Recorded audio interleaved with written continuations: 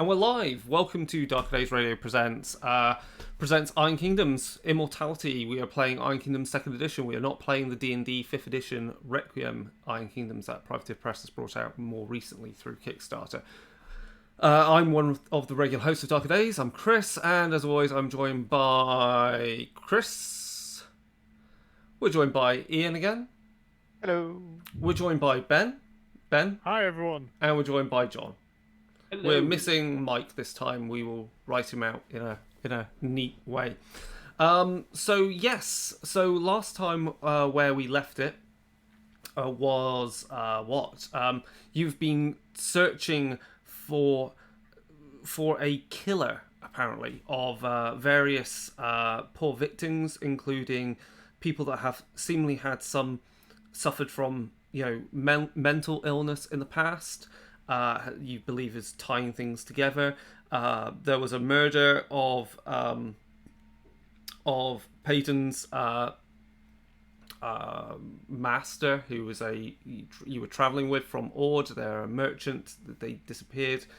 You'd gone to some rundown slum-like apartments which were being used by various sex workers to entertain their guests, and you went down onto the docks and onto the riverside and discovered a body there, and from there you have gone into the sewer system underneath Corvus, and where we last left it, you just encountered a collection of Gatormen. So, Gatormen, great stuff. Do they want to convert to be Menites and hear the good word? Most probably some not. Bible tracts. They're very pale skinned and scaly, so they're almost albino in nature. They don't really have any weapons. It's also, of course, very gloomy in there. Except for Peyton, your sword is alight. You've imbued it with power so that it is a flaming sword which casts a lot of light around. So we're going to go on to the other scene setup so we can see the battle map. I'm sorry that we've got a missing square for where Mike would be. So if everyone could just place roughly on the, I think it's around about, let's just say here, where I'm just marking. Seeing a black square at the moment. You haven't revealed any of the map. Oh, you can. How do I reveal stuff? It's fine. The reason no one's seeing anything is currently no one's got their tokens on here. Oh, okay. And that's why. And then I need to set up everyone's tokens to have vision because we've not used darkness as a mechanic before. How do I find my token to put on here? I will sort it out for you. So if you just drag your name onto the map, I've already done. I'm sorting it all out for you right now. You've got vision. We've not got night vision, but everyone's probably got a little bit of light on them because otherwise we'd be screwed. We're going to say that everyone can see light source, bright light, complete darkness. You can see up to 24 feet around you. So that would be like what? How big is a square? They're like... Oh, wow. Every square is set up to be an inch. Yeah, okay, so 4 inches. Yeah, because we're going on non-grid based, but inch-based movement. So yeah, everyone can be set up. Sorry, that's the wrong thing. Can be set up, centered around there. Ooh, we've got sort of real-time light stuff then. That's pretty cool. Of course we do. That's pretty snazzy. Are we using square tokens or round tokens? Round tokens, because everything is actual movement. Ian, if you send me the image, I will make sure that you have a facing on your token, because that matters in this this game. Yeah, it does, doesn't it? How do I put my token down? You've already done it. I'm just giving you vision now. Oh, okay. Soon you'll be able to see things. Soon you shall see. Soon. I'm trying to find all the tokens. Say. They are Kato. You should now be able to see. All the tokens are in handouts. Here I am. They're in handouts. Where's handouts? I'm trying to navigate something. I have no idea what I'm doing. What size enemies do you want, Chief? They're all medium-sized. All medium. How many? Ooh, let's go with you could put down 4 of them initially, and I'll place them around. There we go. That's 4 on the Excellent. field for you. If you need more, you can always just copy them. Yeah, and All then right. Incoming on the Discord channel. Thank you very much, sir. so we're gonna put you there and pointer there. We're gonna put you. My God, Yeah. there's a large trollkin. I shoot him. Obviously, the gatemen shrug it do off. not give a stuff about the water. They can move up and through the through the sewer water more than enough. More than happily do that. What's the impact of the water on us, do we think? It's going to be half rate movement. Half rate movement, okay.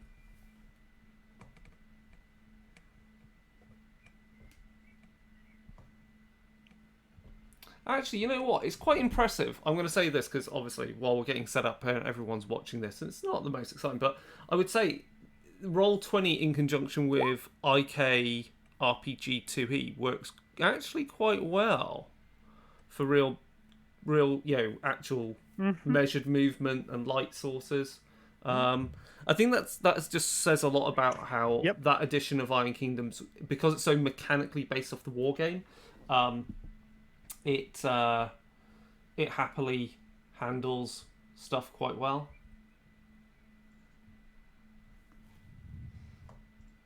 Is that token gonna work? Token work fine. I need to download it, and bless it, my internet is really chugging here, so it's just taking a while to download, and then I can jump it into token stamp. I already stamped it.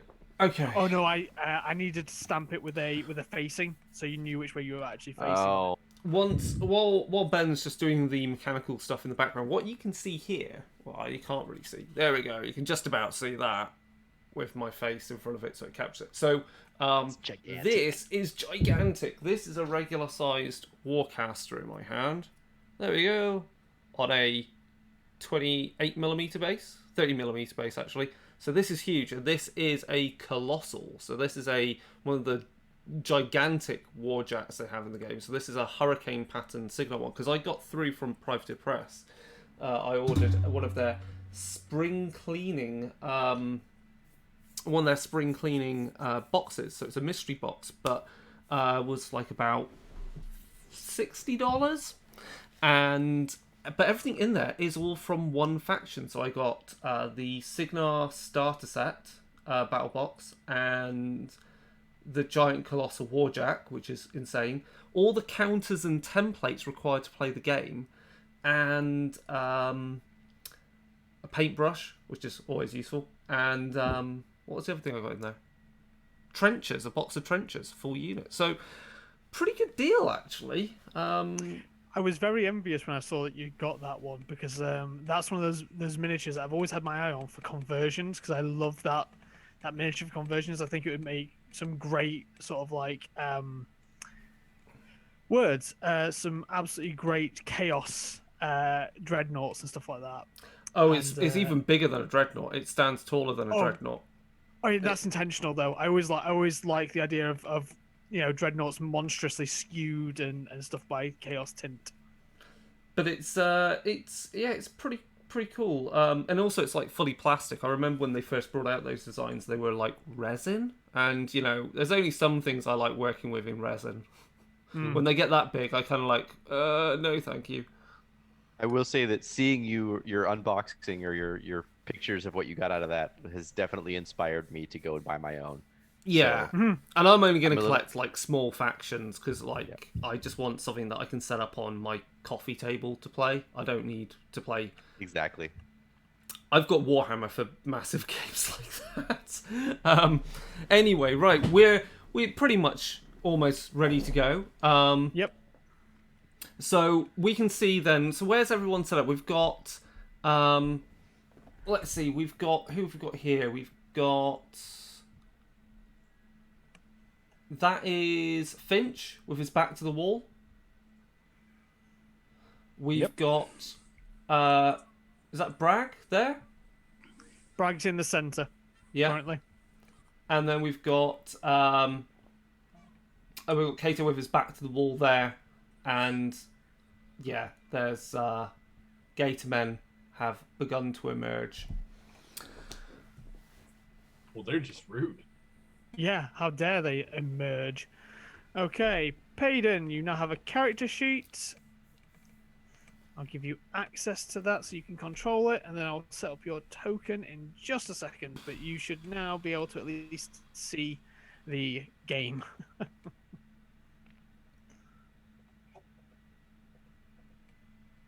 Well, in the theater of the mind, we described having found our way down into this sewer system, and it was full of muck and offal. And there were a number of tubes heading off in different directions too, right? Yeah, that's basically all these different pipe, sewer canals, as it were, heading off in different directions. The way you came in is down this way. So you came in all the way here, and then, Gator men began to emerge from the gloom.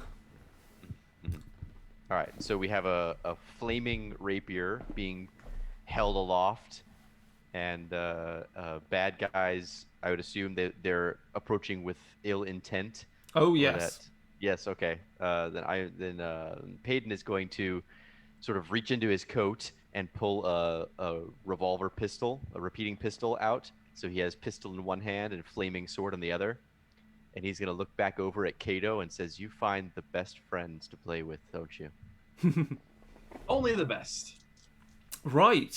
And with that, we can start getting the combat going, the actual gameplay going. So the first thing you've got to do is roll for initiative. So that's rolling 2d6 plus your initiative rating. I'll be rolling for all the Gator men. Wah, wah. Initiative 3. And the Gator men have a big fat 19 for all of them. Now, if I were an initiative, where would I be on the character sheet? There we go, down at the bottom. I'm going last. Maybe not. I rolled a double one. Oh wow, I might be So- faster than you. My initiative is 17. Nope, I'm a 16. No. I'm a 16 too. Wow. Oh, I did that wrong. Are we doing token tracking for the turn counter? Yeah. Yeah, I'm adding them all on as people. Okay. Add turn. I got 17. I came at a whopping 23. Wow. That's more like what I was hoping for. But the dice decided otherwise. Payden has a Finch. plus 15 initiative. Yeah, I've got plus 15 as well. Mostly because I've got a reasonably good perception stat. But it was not to be. Huh. Why can't I add Finch to the turn order? I'm special. No one's arguing that. I assume I can't add myself. You should be able to. It's just I should also be able to do it, and I'm confused as to why. What in the world? I don't seem to have any ability to interact with the turn order thing, so.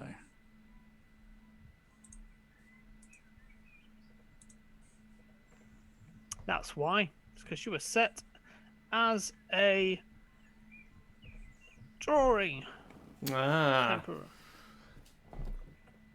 But don't worry. I'll As this set is getting everyone set up, back the other to- interesting thing that got announced just last weekend was Vampire 5th Edition for Roll20. I'm so excited. Very excited. Be very interesting to see what that's like on here.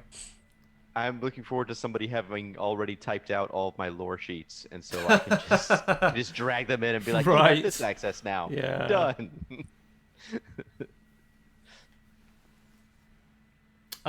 Yeah. So sorry, Ben. Yeah, the Gatormen are on initiative 19. Alrighty.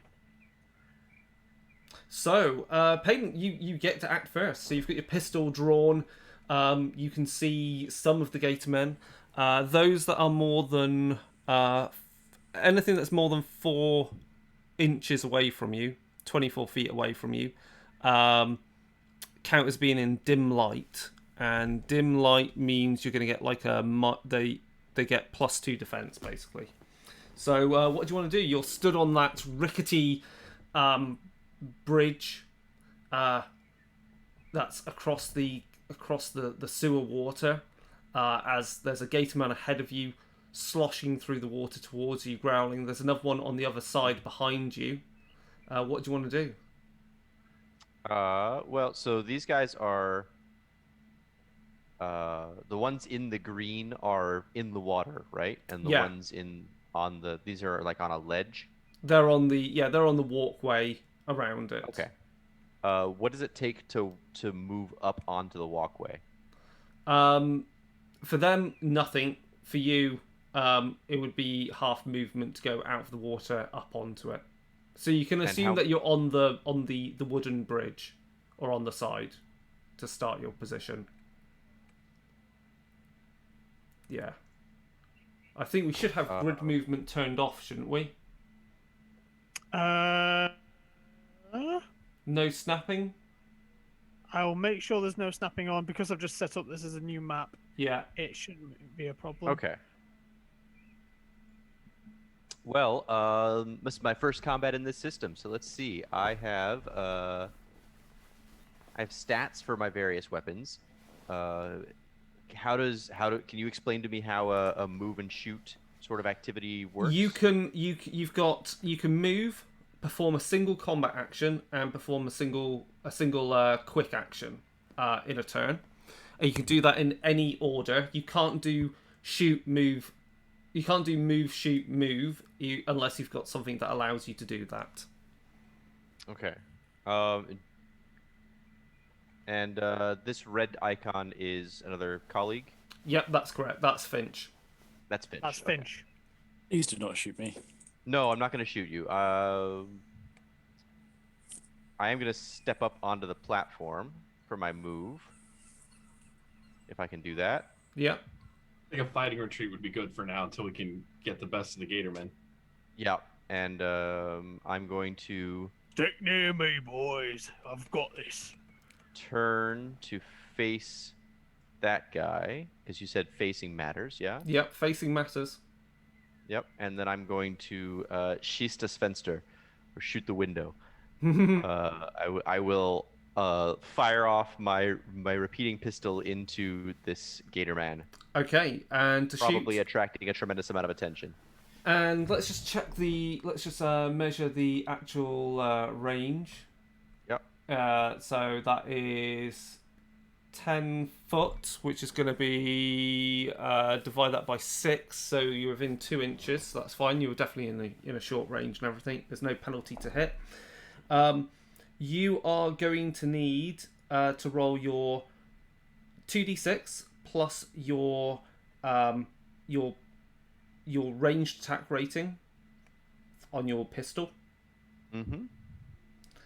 And Pew you need, pew. and you Yep, need there you to go. Everything's set up in inches again as well. yeah, oh great. And you need to yeah, it's much easier in inches, isn't it? And you need to be a defense of 12. I rolled an 11, and therefore do not succeed. Well, remember you roll 2d6. Is that plus your rat on top of the 2d6? Plus my rat? Your rat ranged attack. Ranged attack. Ah, Yeah. yes.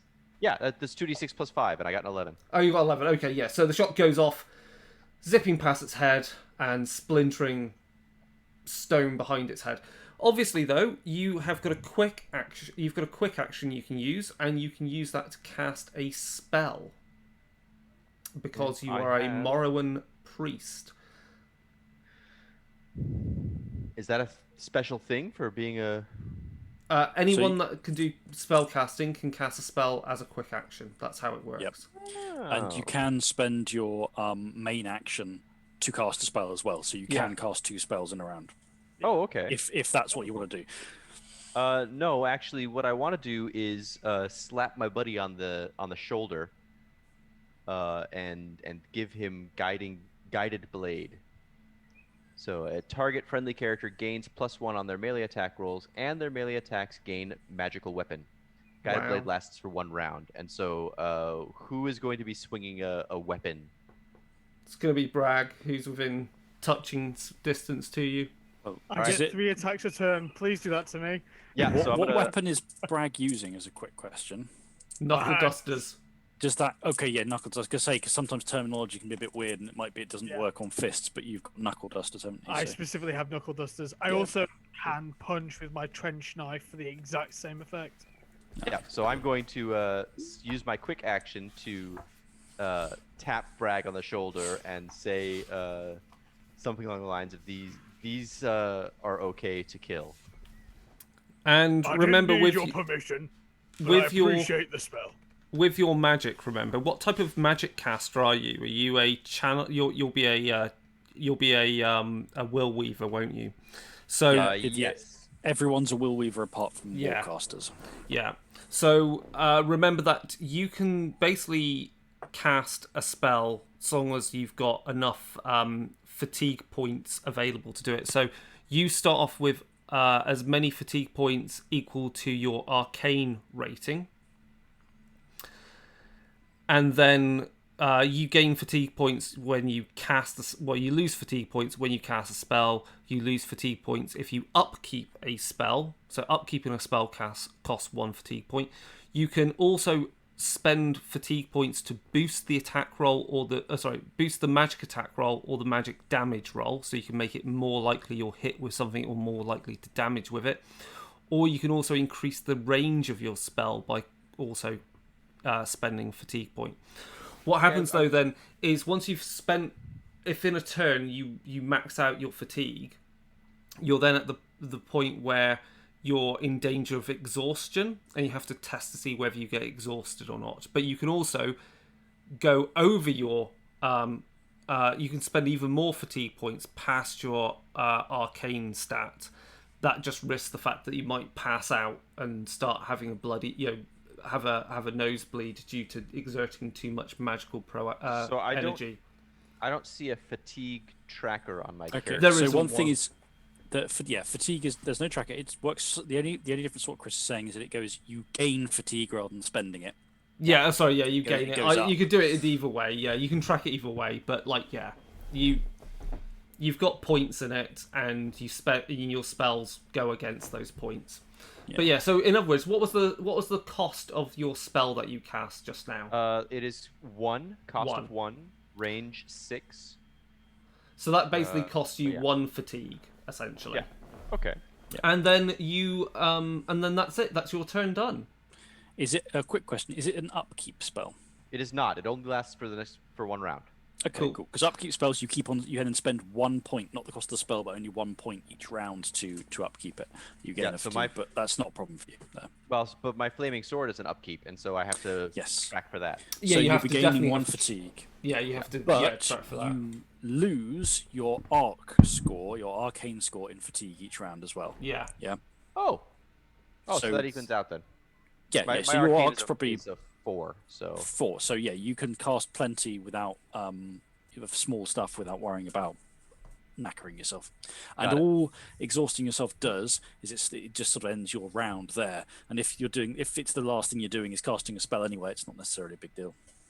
So as we can see, this gate amount to Bragg is 2 inches away. So he'll charge, but he's not going to gain the benefit of charging because he has to move at least 3 inches. So he's going to charge, stomping through, sloshing through the water, scrabbling up into base space with Bragg. And as he does so, you realise that the gate man begins to squint and almost turn away from the blazing sword of Payden. And that's quite interesting then. The Gatorman is attacking Bragg. What is Bragg's defense? Ben? You're muted. 10. 10. Sorry. So it's 2d6 plus the mat, and that gives me a total of 12, minus 1 because of the light sensitivity. So it's a definite Still gonna hit. Yep. I'm just trying to see if there's anything else there that's of interest. No. So that's a hit. And let's roll for damage. It is power plus strength of... He's using his bite, so it's power plus strength of 10. And what's your armor? 13. Unless I gained anything from that magical spell. I don't think you said anything about arm. No. So it's 13 is your armor. Yep. Okay. Currently. So that's minus 3 on my roll total then. So you take 7 points of damage to your 5. Ooh. Remember, you can spend a feat point to halve the damage before armor is applied. Yeah. So,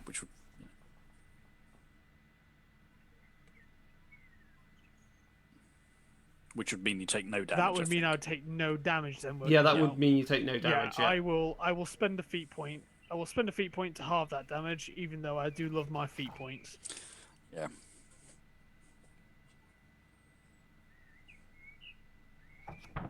It's one of the really good things to spend feat points on, is not getting damaged. We'll have this one is going to come up to Kato. Oh no. And attack you as well. What's your defense? My defense is 13. And you've also got a lantern as well, haven't you? I do. Yeah. 13. That's completely missed. They snap at you, but, missing wildly due to the fact, again, your lantern is blinding them. And then we'll have this one is going to loom behind, because it can't actually see to charge, because they charge you when you charge in a straight line as well. So it comes around the corner. This one is going to scrabble up and charge straight into Payden. So what's your defense, Payden? Payden's defense is a 12. Is a 12. And again, that is a horrific miss, as again the snarling, snapping jaws are miss as the glaring light of your flaming sword blinds them. Are you ready for the fun part? What's that? You get to do a parry I have riposte thing. Riposte, and so Cool. if anybody misses me, I get to stab them. Go on then, do that.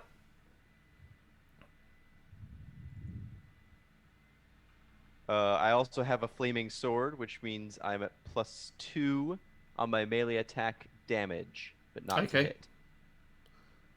So have Does you it have a fire effect on a crit or something as It well? does. It Yeah. just always has a fire effect. Oh, good. and I'd so say, you need to roll to hit, do you, as well? Yeah, I'm just finding the numbers. Should be the same as last 6. time. Your mat, your melee attack. Oh, Oh yeah, sorry, yeah. that not work. That was the wrong chat. Sorry. I was about to say, I think you may have. 2d6 plus 6. How about a 14? That is a hit. So the damage for the rapier is MAT, right? No, that's No, attack. you want the power. So damage power is power plus yeah, 7. you want your power plus strength. So is that 7? Yeah, so that's 7 plus 2 for the fire. Yep. So 9 points of flaming fun. Okay. That does no damage to it. But he's on fire. He is ablaze, which means I have to test each turn to see whether the flames go out on it or it takes more burning because damage. You have to do over their armor rating to inflict a wound. And your fire has a higher damage rating than your stabbing them does. So, Yeah. ironically, just poking them with the sword is actually not a bad idea. This Set game them all on man is fire. doing obviously the same and is rushing into Peyton. Because of it's going to be in the sewer water and you're elevated, you get +2 defense. So it's really Nice. maybe it wasn't going to hit. Oh, why not? Should I have had +2 defense on the gator man that charged me? No, I'm going to say it would have got up on there. I'm being Sure, fine. He's got a leg loose up. with it.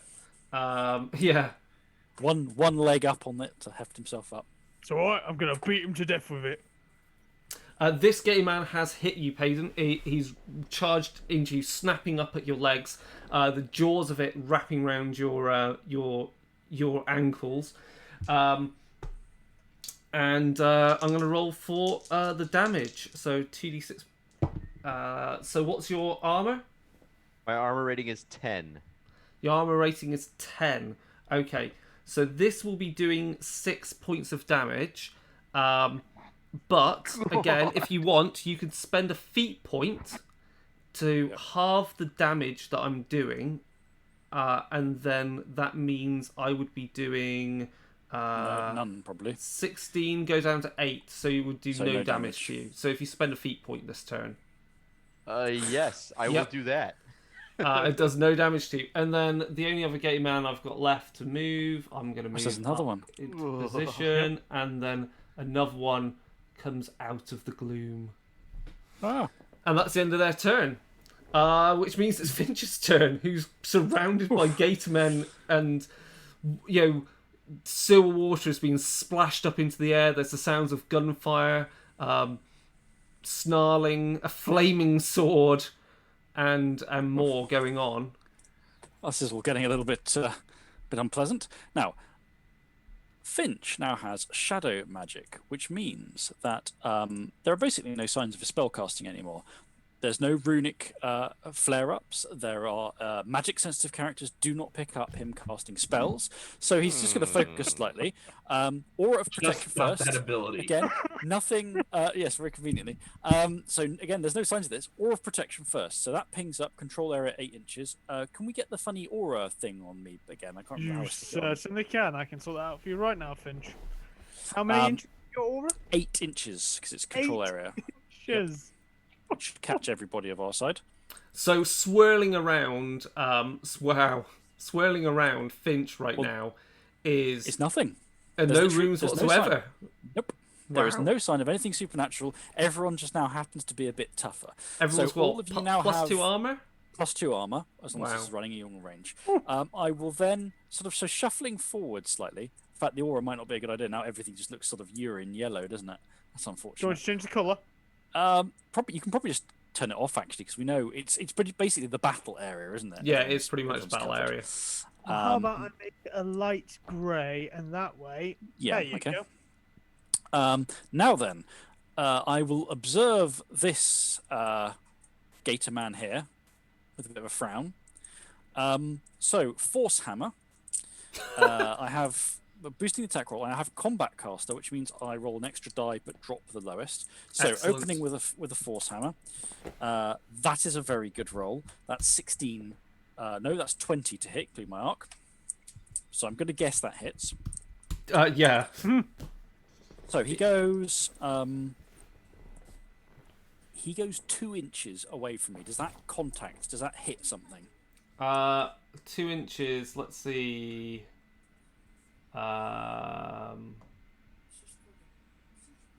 No.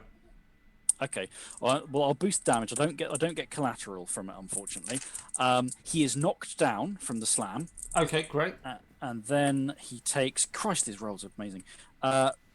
23 damage. No, I don't drop- 23 sorry, damage. I don't drop the lowest unless I boosted it. 27 damage. And he's got armor 15, so you've dealt him 12. Yep. Yeah, you shatter it against. It is dead. It's a crumple. It's gone. And I am not exhausted, but I don't have a lot of juice left. So one thing is you can go up to twice your arc in fatigue. So I can spend up. This is Oh, that's actually I've maxed out the amount I can spend anyway. I literally can't spend any more arc. I've gone to twice my. Have you gone to spellcasting twice? thing. So yes, I have taken 8 if you fatigue. So next turn I will have gone down by 4 to 4, and anything I cast is a risk of exhaustion. And I if, can't boost. I can't do loads of funky boosts and stuff because I don't have enough arc left. and But this turn, that guy fucking got it. also, because your fatigue points have exceeded your arc, a Will Weaver must make a fatigue roll immediately after resolving each spell they cast. So they haven't. They haven't doubled. Yes, you're right. Yes, that's true. So that's the thing. It'll be more limited on me next turn. I have a lot less magical juice to play. oh right, so but you've reached your arc. You've not reached double. I've reached double. I've maxed out. So next turn I'll drop by 4 to 4. Right, yeah, but if the fatigue points exceeds their arc, a Will Weaver must make a fatigue roll immediately. Oh yeah, after... I just made a fatigue roll. Okay, good. Anyway, Oh, but good, it doesn't good, matter good. because I literally can't do anything else. Excellent. Right. So yes, that gator man just spontaneously suffered a terrible fate. Nothing to do with me. Wow. Nothing Brag. to do with me. Yeah. Go brag. Go brag. That was. I've been waiting brutal. to do this most of my life. Just to confirm, Payden, it's a +1, not +1 dice. Is that correct? Yes, a +1. Okay. It is a low level. Yeah. I just wanted to make sure. The major benefit is that it makes you a magic weapon. So. Okay, so cracking the knuckles, the hands come out the pocket, and they've got the brag specials. So first punch to the skater man's face. That's an 11. Wow. An 11 to hit, so that's a miss. Yep. Oh no. Second attack with my backhand. That's a 16. That's definitely a hit. Okay. Now this is where brag gets scary. So 2d6 plus 13. Okay, that's 19 points of damage on the first attack. 19 points of damage on the first attack. So That hits anyway. So that's 4 points of damage. So they're still standing. You give them. I mean, you've basically just punched them around the face, cracking some teeth out of their jaw. How rude. Oh my god! I forgot my mighty ability. It's actually plus a d6. Oh, you get free boosting, don't you? I'm mighty, plus another one. Another point of damage. Yeah. Yep. Okay. So And that's then 5. I- Okay. Yep, I will spend a feat point to do it all again.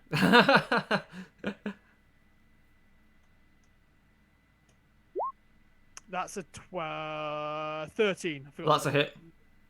Nice. Okay, and then roll 3d6 plus 13. 24 points of damage to him. Yeah, they're so dead, and you get a feat point back.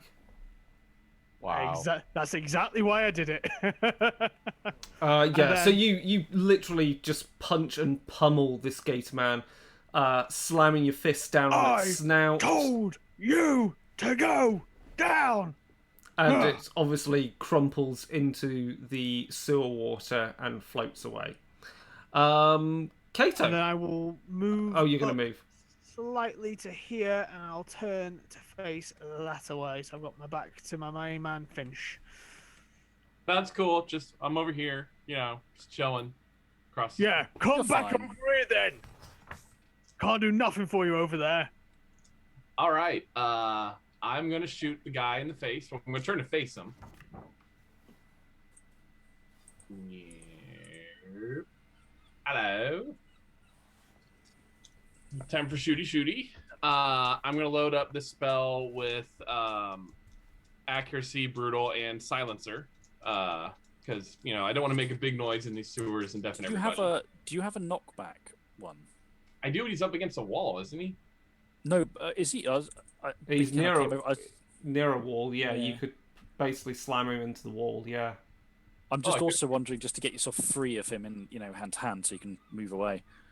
I can actually do Thunderbolt too, because I have Arc of 4. So, all right, add Thunderbolt to it. Whole package. And here we go. All right, I am, because it's been a minute. I'm at a 7, so here we go. Looking good. Looking very good. That is a 22 to hit. Oh, that's a hit. Nice. That's what we like to hear. And then a crit triggers on 2 dice being the same, right? Yes. Yes, that's right. All right, then I got a crit, so that would help with Thunderbolt. If he's still alive.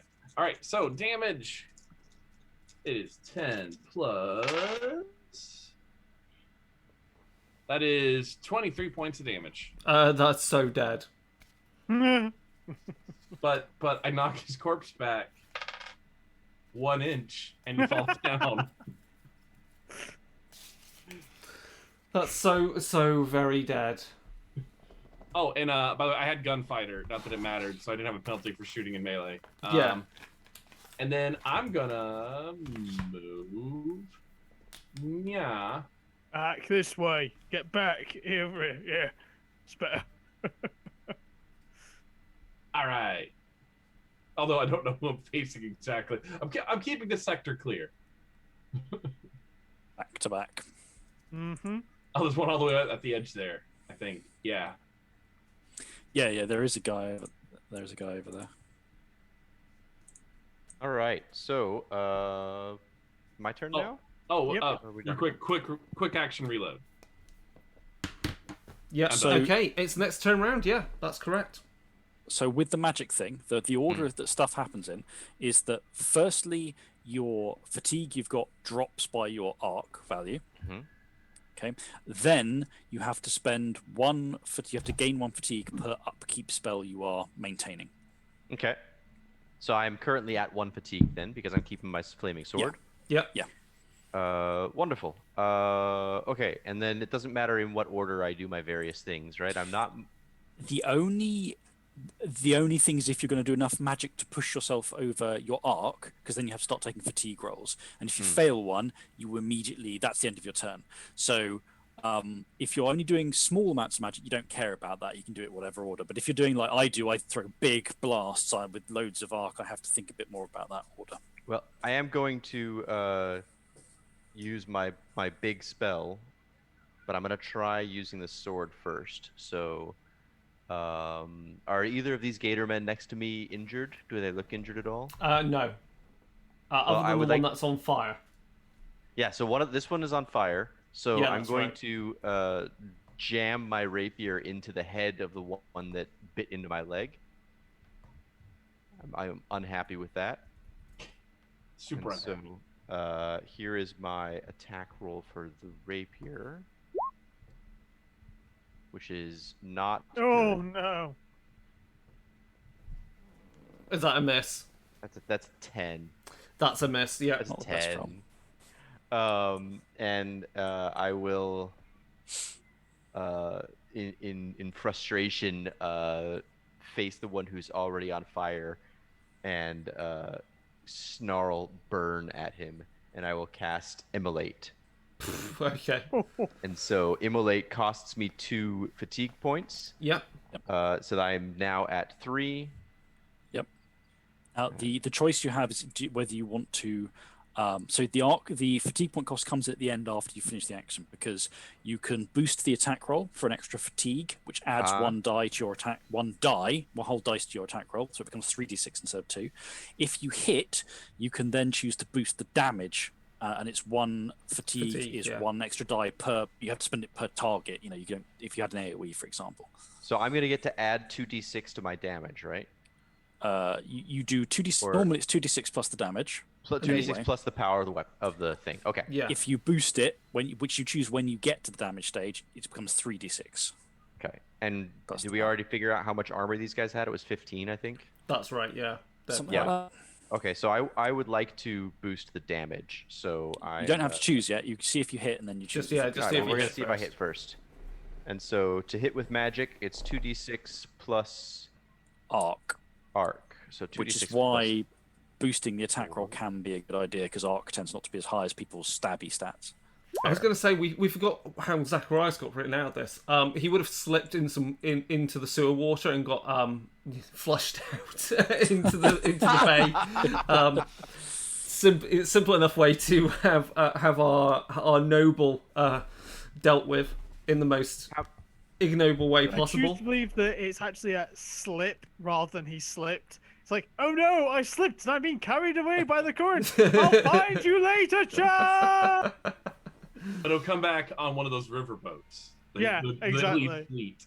So I get a 10 on my attack roll, but I did roll 2 3s. So that's still a miss. It's still a miss, and so now I can choose to spend a feat point to try for another d6. Is that how this works? No, because you missed the attack roll. So you have to decide before you yeah. roll. Yeah, Okay. Yeah, you boost before you make the roll. Well, and it's fatigue rather than feat, but yeah.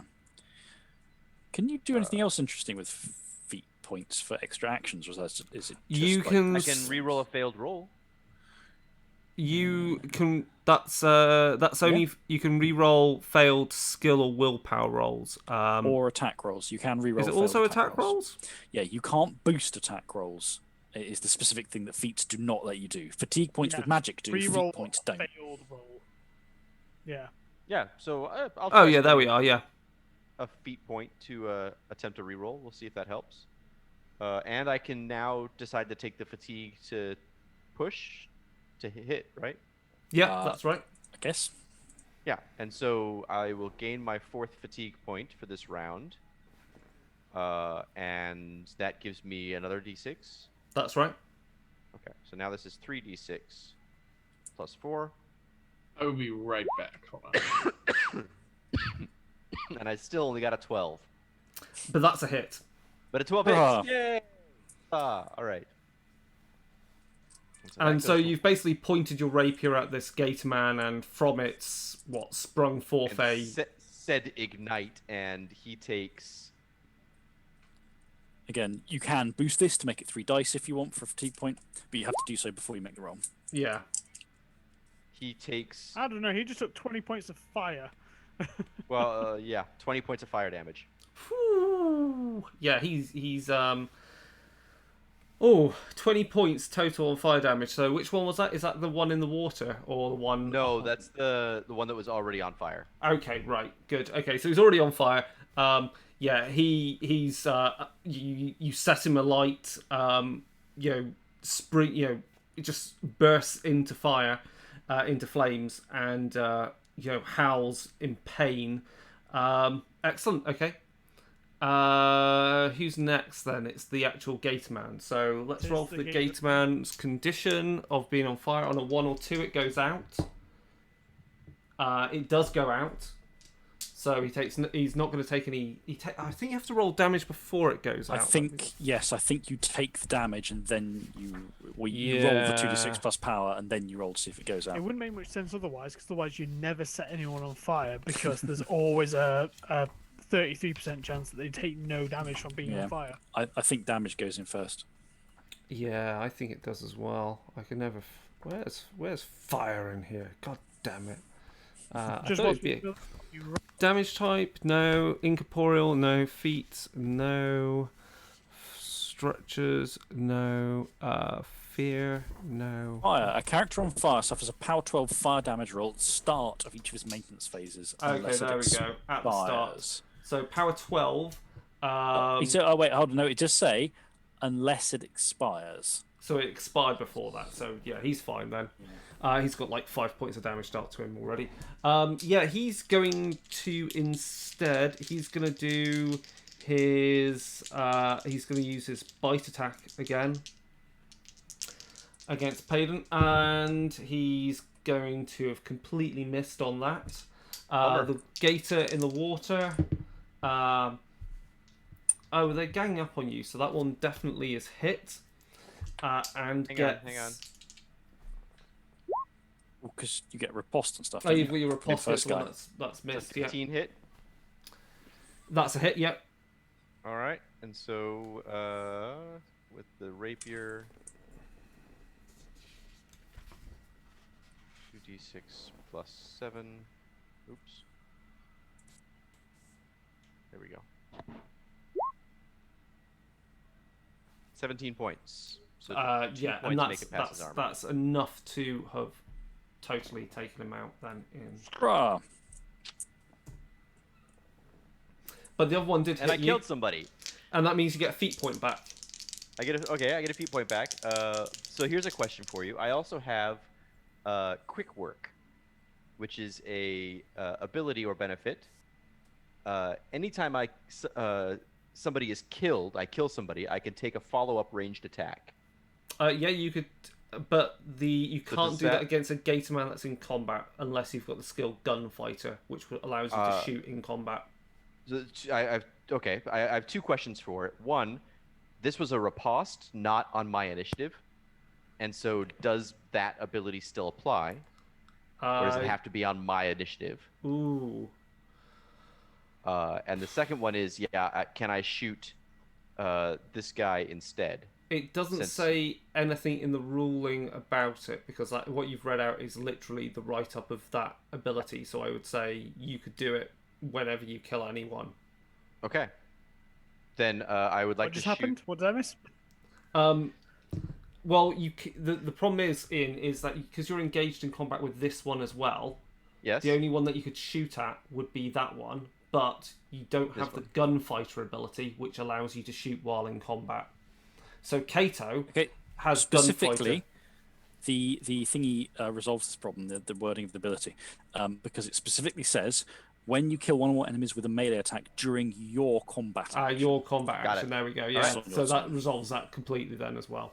Okay, so this gator man has hit. We're doing its damage. It does. Do you want me to push the? It does a total 19 damage against I got Peyton. So yeah, you got hit and you're taking 19 damage, unless again you spend a feat point to halve the damage before it's dealt to your armor. Yeah, I don't want that to happen. So a 19 is halved, rounding up, so that'll become a 8, 9, 9. Yeah, so and no you've got damage taken. No damage taken. Right. Which other gator man we got? We're gonna have these ones. This one here is gonna try and charge Bragg. So Bring it on. Yeah, they'll get a charge bonus, which means they get a boosted attack and damage rolls. Mm-hmm. But you're up on the ledge, so you get +2 defense. What's your defense then? Should be Currently 12. 12, yeah, 5. What's the effect of the protection spell that's up? Oh, you got +2 armor as well. Plus yeah, 2 you were armor, still hit yeah. on that other one, but Bragg, you don't get hit. Oh no, you Well, do it's get. not. It's not defense. It's not armor. defense, it's armor. Yeah, you are hit then. And boosted damage with the bite is a total of 20 versus your armor +2.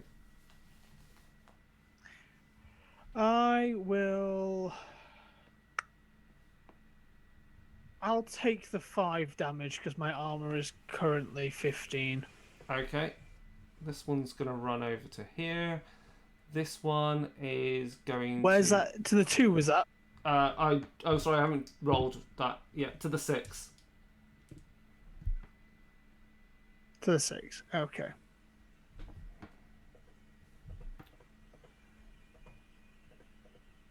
Yeah, this one is going to charge Kato. Rude. Super rude. This one's going to charge and get stuck there because it's not a straight line. It's just going to fail charge up close. Not good. And then behind it, you see coming along a much larger gator man. I don't like the look of that. Mine! Come and get him. So the gator man that charged Kato, again, gets boosted attack roll. Rude. And will have completely missed because I rolled a double 1. Oh wow. Well, no, it has to be all ones, I think, to miss. I think, yeah. But anyway, it's still a miss. Meaning it is Finch's go. Okay. So, firstly, my I dropped from 8 fatigue to 4. I have great power, so I do not need to spend a point of fatigue to upkeep or protection, so that stays up. But it doesn't put me in a position where I'm kind of overjuiced at the moment, which is not ideal, I have to say. So I'm going to sort of... My move is a kind of, just going to back up here, away from the big angry gator man. And I need to juice up for another big shot next turn. So, quick action is going to be to draw my pistol. I think that's what you need. I think you need a quick action to Yeah, draw a quick weapon. action to draw a weapon. Yeah. And then I'm going to shoot the guy. In a rare act of physical violence, direct physical violence, I'm going to use my repeater pistol and open fire on the nearest gator man. I can imagine Finch is not really the most steady shot while doing this. It's more of a kind of not steady, but kind of he's fairly casual about it because it's just like, yeah, bang, bang, bang. I'm not really expecting an awful lot from this. It's more like a, hopefully they won't realize I'm the source of them getting pounded into the walls and reduced to meat paste. But I don't have high hopes of this. Let's put it that way. Doctor, did you 12. mean to use that? I actually did. 12 to hit. Does that hit anything? Oh, yeah, that's fantastic. Now 10, so 17 in total. Okay, it's a minor flesh wound dealt to the gator man's thick, scaly hide. He's just discharging shot after shot at the thing, and the basis that it might annoy it. That's my turn done. Yeah, brag then. Alright, so we've got one in front of me, and then a really big one that I want to get my hands on. But priorities. Okay, so first attack, 2d6 plus 6 against this one in front of me. 17. No, that's an 11. God, I'm rolling bad today. You'll have advantage because you're higher up, so you do hit. Nice, sweet. Okay, so that's going to be roll 3d6 plus. I think you have it. Well, it doesn't matter at this point. You definitely hit. So that'll be plus 13 for that. Well, actually, it's because they've got -1 defense because they're in. Because also the bright light is offensive to their eyes. That's why. There we go. Sweet. That's what we like. So, for 25 points of damage. Yeah, you basically just done the people's elbow on the gator man's head, and they fall down dead. Yay! That feat point that I've just gained, instantly I will spend as Bragg, having just like slammed his elbow into the top of this thing's head, just scoops out a handful and just eats the brain, and then just as he eats it, the wound that he took on his neck and chest just heal up from his troll. What? Give him the chair. I'm a troll. Give him the chair. Give him the chair. Toast. Okay, so that's one dead. Is there a consolidation movement in this? Can I reach? There's not a consolidate I'm within move. I'm I within don't an think. inch.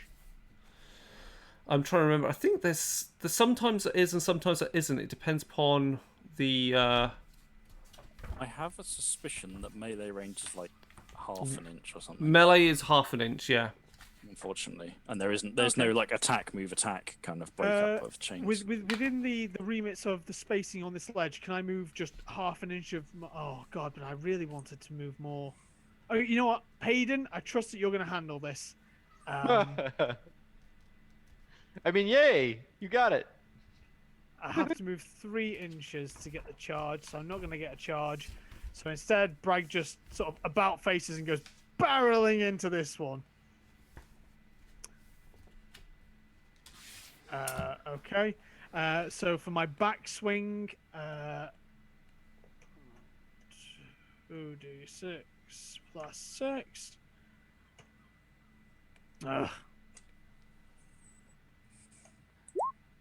14 to hit. Yeah, that's a hit. Sweet. Okay.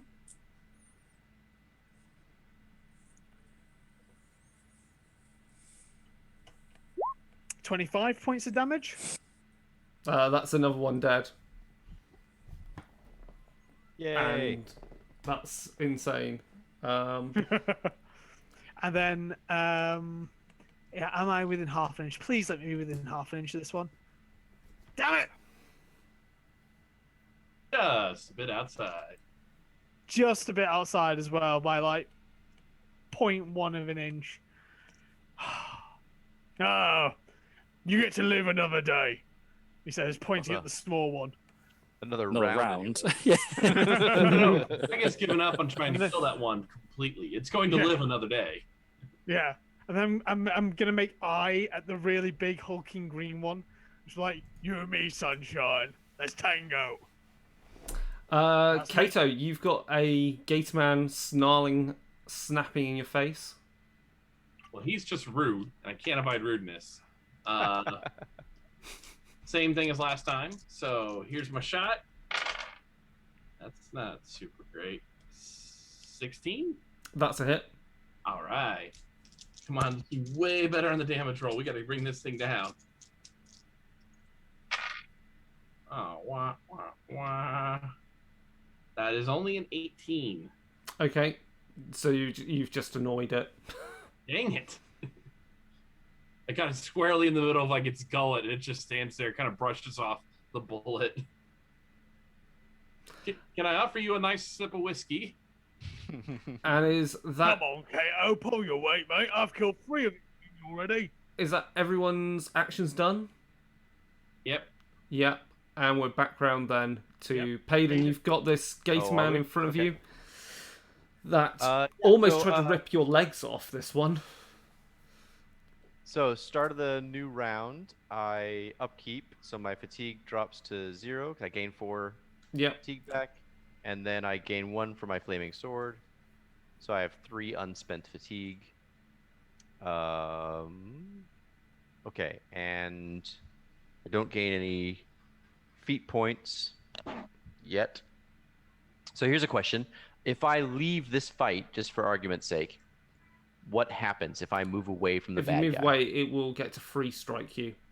It And gets we a shoot you for desertion. it gets a free strike. Okay.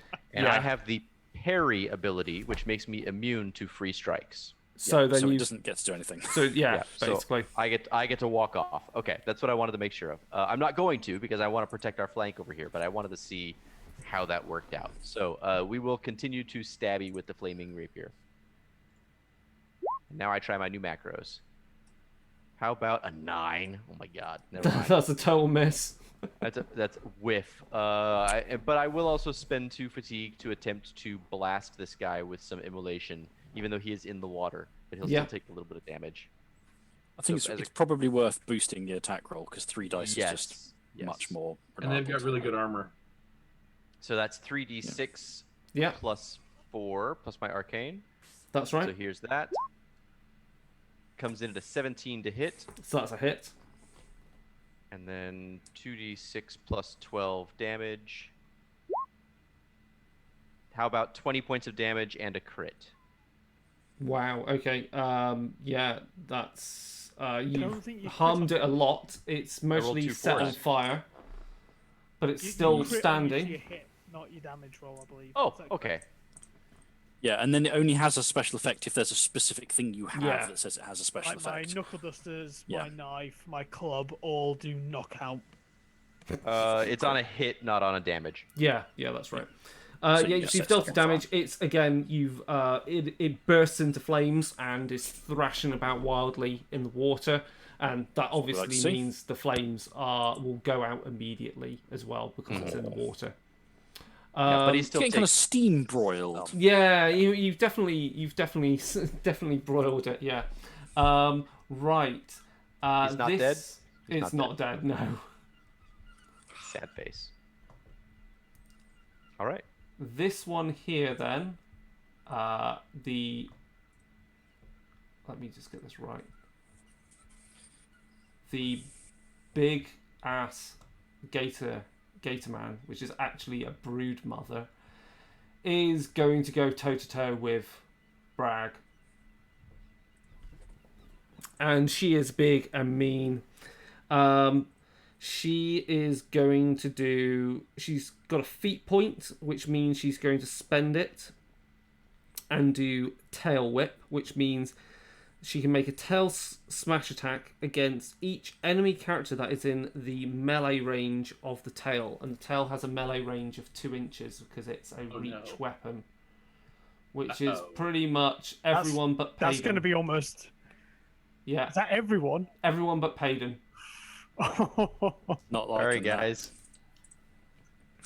So against, let's do against Bragg first.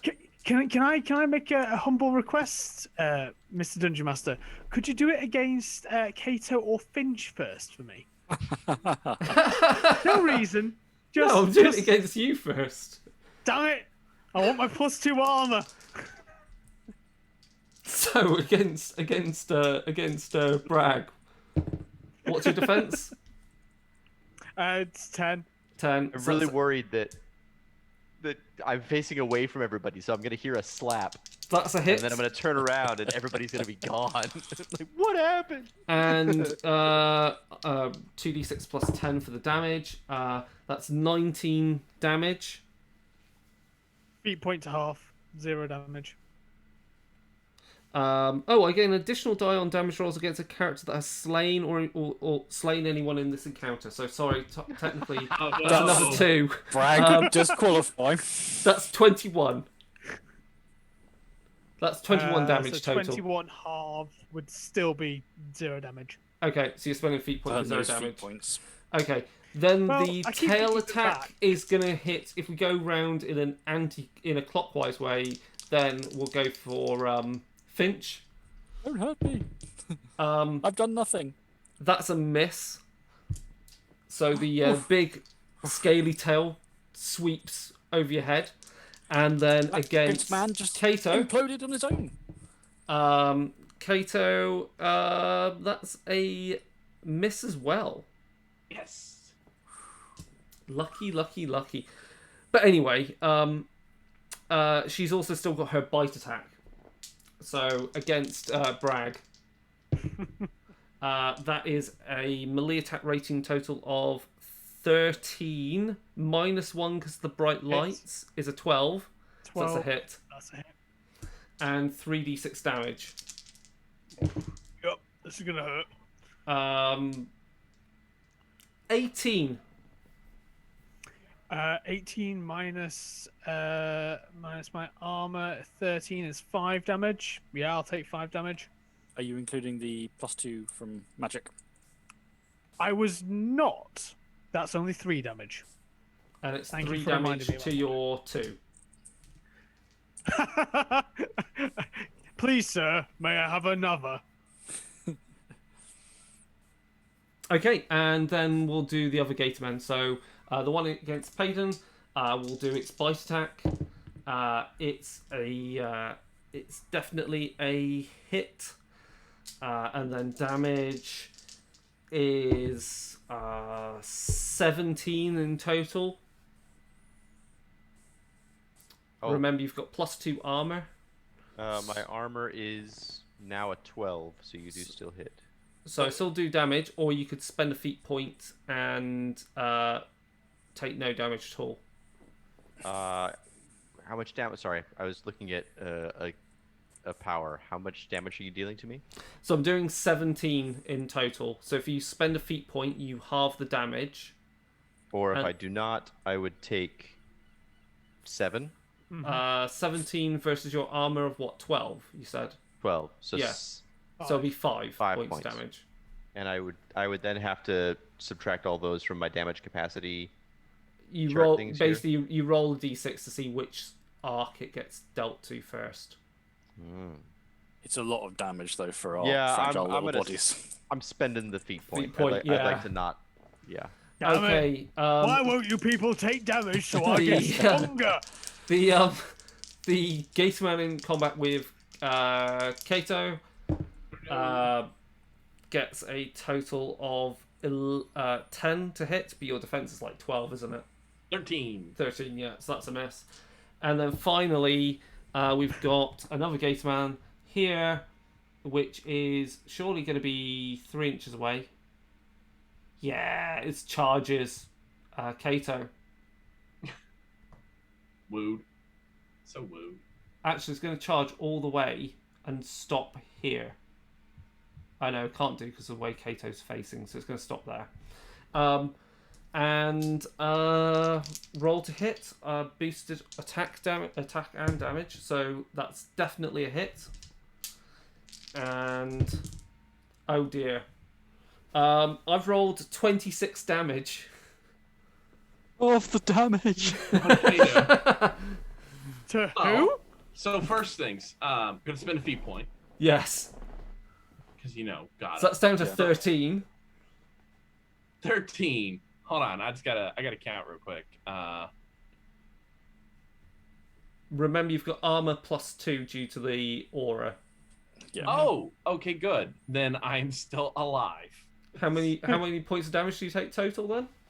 Can you roll to see what it hits? It hits the 5. Okay, so let's start from there. Well, what's your normal armor? Is it 10? Yeah, my normal armor's 10. So you're up to 12. So it's only 1 point damage. Yeah, it's only 1 point damage then. Yeah. Oh yeah, okay. Okay, now everything goes wrong for Chris. As a reaction to everything you just did, my righteous anger ability kicks off, which means that my strength goes up by 2, my Shit. armor goes up by 2, and because you just attacked an ally within my range, I'm going to move 2 inches to consolidate, not leaving a threatened area, and make an attack against that person. So Kato gets like a dashing, dueling scratch on the cheek as thing, and Fraggot just fucking loses it. Okay.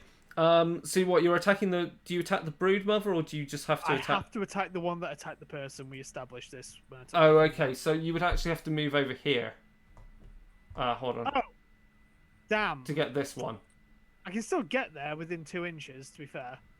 But does that mean you'll take a free strike from the brood mother? I believe so, yes. Are you okay with taking this free strike from the brood mother? Yeah, it's fun. Okay. This is quite bad when this happens with a free strike.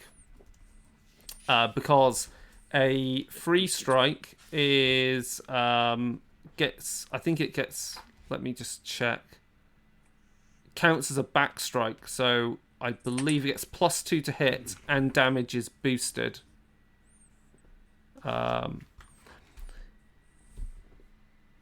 If the attack hits, yeah, it'll be boosted damage as well. Is Bragg happy with taking a free strike?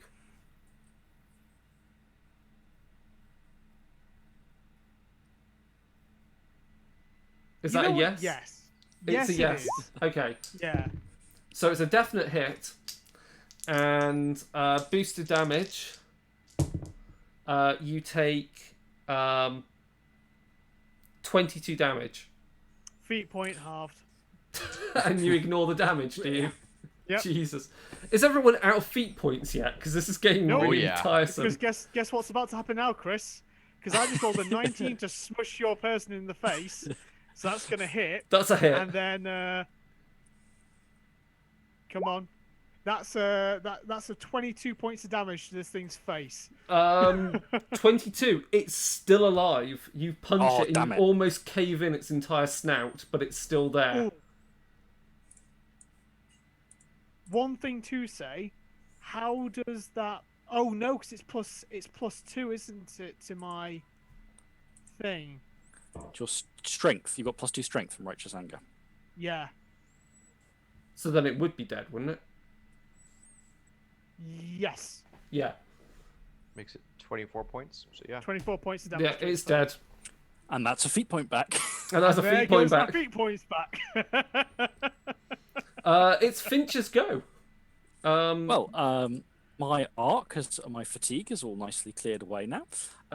You're gonna force hammer the brood mother, aren't you? Someone's going to get force hammered, yeah. So let's sort of just looking mildly concerned, but not too concerned. We're going to move here for my angling of my force hammer, yes, aiming my gun at the brood mother, I shall force hammer her.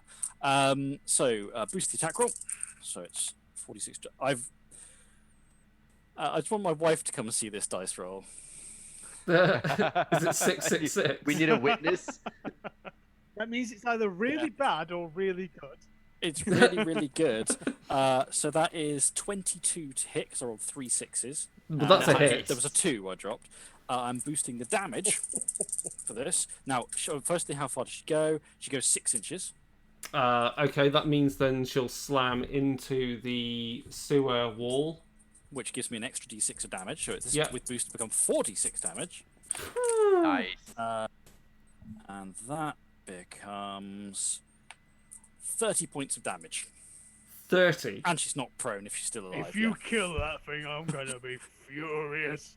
It was the best one I could snooker, fire. So that means you've done 14 points of damage total.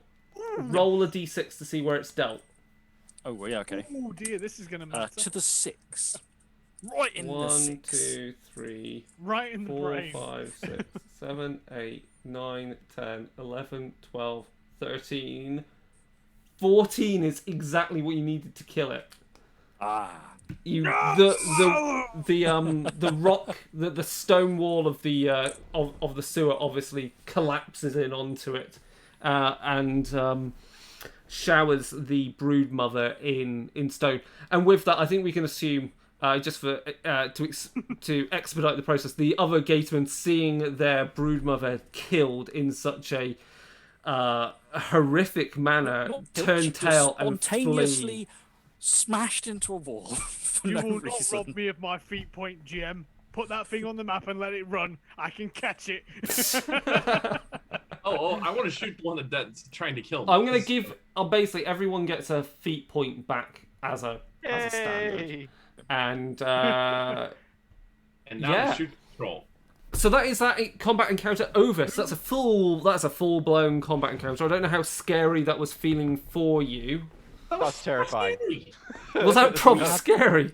Yeah. We burned through feet points there to survive, because I'm pretty sure if we didn't, Kato would have been dead like twice or 3 times over. You have to start kind of kill chaining to get feat points back so you can stay alive. That's good, because I didn't have a feel for how difficult that was being, because you seem to be dealing out damage quite rapidly, but I think we're all a bunch of glass cannons in that we're able to, if we hit something, we can kill it, except for my one round where I just made the Gatorman laugh.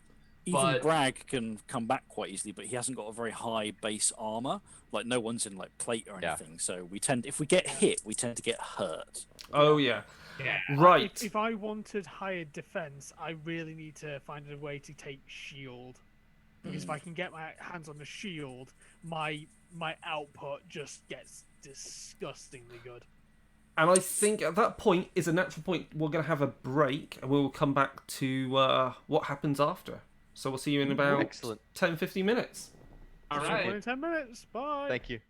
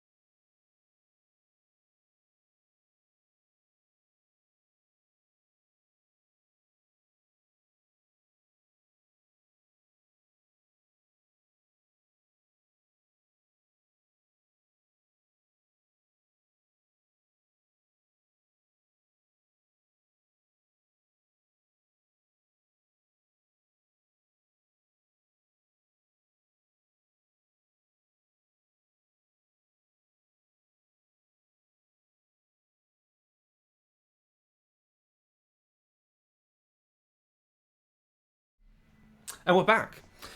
So, you are currently within the gloomy darkness of the sewers beneath Corvus, having just slain a whole brood of albino gatormen and their brood mother. Around you, and also kind of, floating in the sewer water, are the dead, scaly corpses of these humanoid gators.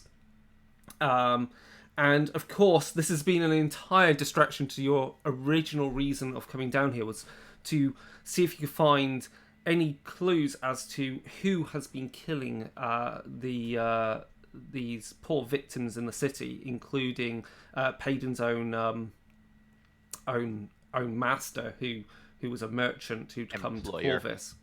So, what do you do? What are you Bragg doing? just rounds on Finch. What? I'm there quietly, just calmly reloading the pistol. Or did you not hear me shout, mine? Yes, but you were a little bit busy with the chap over there, pummeling him into the dirt. Did I so look I thought, busy? Well, Did I yes, really you look looked a little busy? bit busy. You Yeah, looked a you little looked bit really busy, and the brood mother the big one was looking very angrily at me. The sword out while my new friends are arguing about who gets to kill what. Finish reloading. Thin ice, Finch. And when it breaks, I shall be waiting underneath it. Finch is not laughing. He's just, finishing reloading the gun, putting away, dusting himself off a little bit. Well, I don't think these people used a bone saw to cut someone's skull open. I think they're more on the used jaws to crack a skull open sort of side of things. That was exactly what I was about to say. I think we just stumbled into their lair, or this was a hunting party. But yeah, these guys don't strike me as the sort to operate. They strike me as the sort to boil the skull to get the meat off out and make a stew. So more than that, I wonder if they've been scavenging leftovers. That'd be practical. Yes. Gross, but practical. I'm just saying. Yeah. Well, should we follow the flow of the water through this place? See where it's coming most strongly from. That's where the body's likely been carried down from. Did the lizard folk, or the alligator men, they came from all kinds of different tunnels, right? They didn't all come from one. Yeah, they came in on different directions. They clearly laid a bit of an ambush. Yeah, they probably heard us coming. So okay, then following the flow of the water sounds like a good idea. We should also be careful because they clearly heard us. I'm betting there's more of them here in the sewer somewhere, and they've clearly heard us fighting. And the survivors are going to go and tell them. I don't wish to alarm you, but one of the things I'm not particularly good at is stealth. Or sharing, apparently. I shared plenty, but I very clearly... It's like someone puts a beautiful sandwich on the bar and says, that is mine.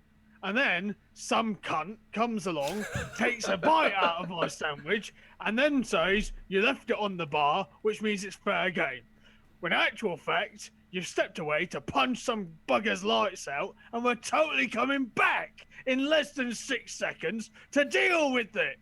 Okay, Bragg. But the sandwich was going to try and eat me in 4 seconds.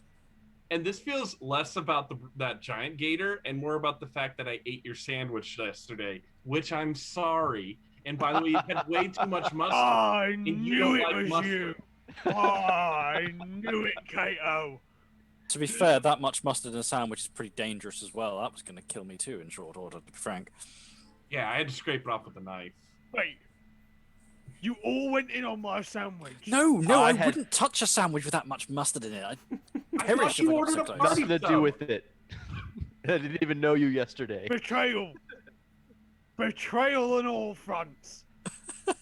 Bragg walks over to the brood mother and is like, all joking aside, do we really think that these... Does anyone know anything about Gatormen's society? Let's see if I do. Yes, my character probably said that out loud. Oh, no. That skill probably wouldn't apply. Never mind. I take it survival wouldn't matter at all for. No. No, they're out of my bailiwick. Can I see like are they Gatormen because there are monsters and they were just born monsters, or are they Gatormen because they were turned into something? No. Yeah, I mean, this is a good point to elaborate on what Gatormen are. So Gatormen are one of the peoples of Cairn, of the world of Iron Kingdoms. And they live out in the swamps and the bayous of at the edges of civilization. There are some out in the swamps between Corvus and Lael. There are more out in the Badlands to the east. There'll be others in the mangroves and swamps on the edge of Ord on the towards the coastline at the tributaries of the deltas of rivers. They are a people that live in tribal society along with other kind of races similar to them, like the Bogrin and the Croaks. Though there are issues with some Gatormen trying to gather themselves into what could be described as a more formal collective of a kingdom, but nothing much of that has happened recently. It's they haven't. Oh right, the timeline. Okay, yeah, that's right. Much as this lot plan to obviously make us into their dinner, I mean they're not mindless. It's a shame we couldn't have asked them if they'd seen someone coming around here if they weren't so intent on eating us. Tell you what we can do. They tend to operate in tight knit. That tends to be, the situation where the biggest one's in charge.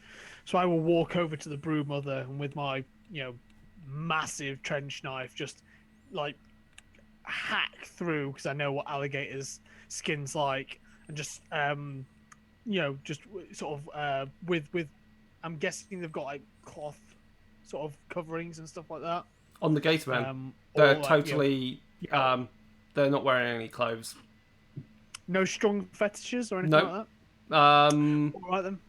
The broodmother mostly has some kind of trinkets kept on some necklace. Nah, it's not going to be heavy enough. I'll get out some rope and just literally just like bind the head and have it on my hip. I'm not saying it will make it a diplomatic event, but typically if you kill the biggest one of them, the others either tend to leave you alone or... And it only happened the one time. Bow down and start worshipping you as a god. Well, they might think twice about having another go. My character is going to take that necklace if no one stops him. Okay. Chris, it's because I need to send like progress reports to the order. Yeah. About my exploits and archaeology work, and I've done some amazing anthropology work in these sewers. Like I discovered a tribe of albino gatormen. I'm also going to pluck some teeth too, and I think they discovered themselves already, and a whole bunch of other people have discovered them and probably been eaten. No, we discovered them. This is a whole new world. Completely untouched by civilization. I'm going to call them Ordishmen, because that's what I was trying to find was Ord the whole time. Anyways, but no, that's what my character's doing, because I need to do that. And then after that, I'm going to try to navigate through the sewers, because we're trying to find wrong with the flow. The floor of the sewers where it's solid, does it look like it can leave tracks, or is it just like big sloppy mud stuff? There's not going to be tracks that you can follow. Okay. Then I guess we're going to go off. We established that already because we were looking for them Yeah. further through to see if we could follow anything. Yeah. Well, I can assist with navigation because I also have navigation skill, so I can provide some assistance on that. Nice. I will quite happily leave it to you folks. Mm-hmm. It's good for the two of us to be near the front anyway, because that tends to be the sort of the way we want things around. Okay, so you head off down one of the one of the tunnels, hoping that that seems to have the greatest amount of water flowing from it, the greatest amount of sewage water flowing from it, and also leads more into the city rather than around the edge of it or at the perimeter of that section of the city. Oh, actually, did we want to be heading into the city, or did we want to be heading towards the industrial things? I thought some of the evidence we found pointed towards some of the factories rather than into the city. Am I misremembering that, or is that? You're heading towards kind of the factory. You're heading into the city, like I think it was the factory. Oh, the area. district. Yeah. The District, district. Got it. Yeah. Okay, that's fine then. I'm just trying to find some details of something. Mm-hmm.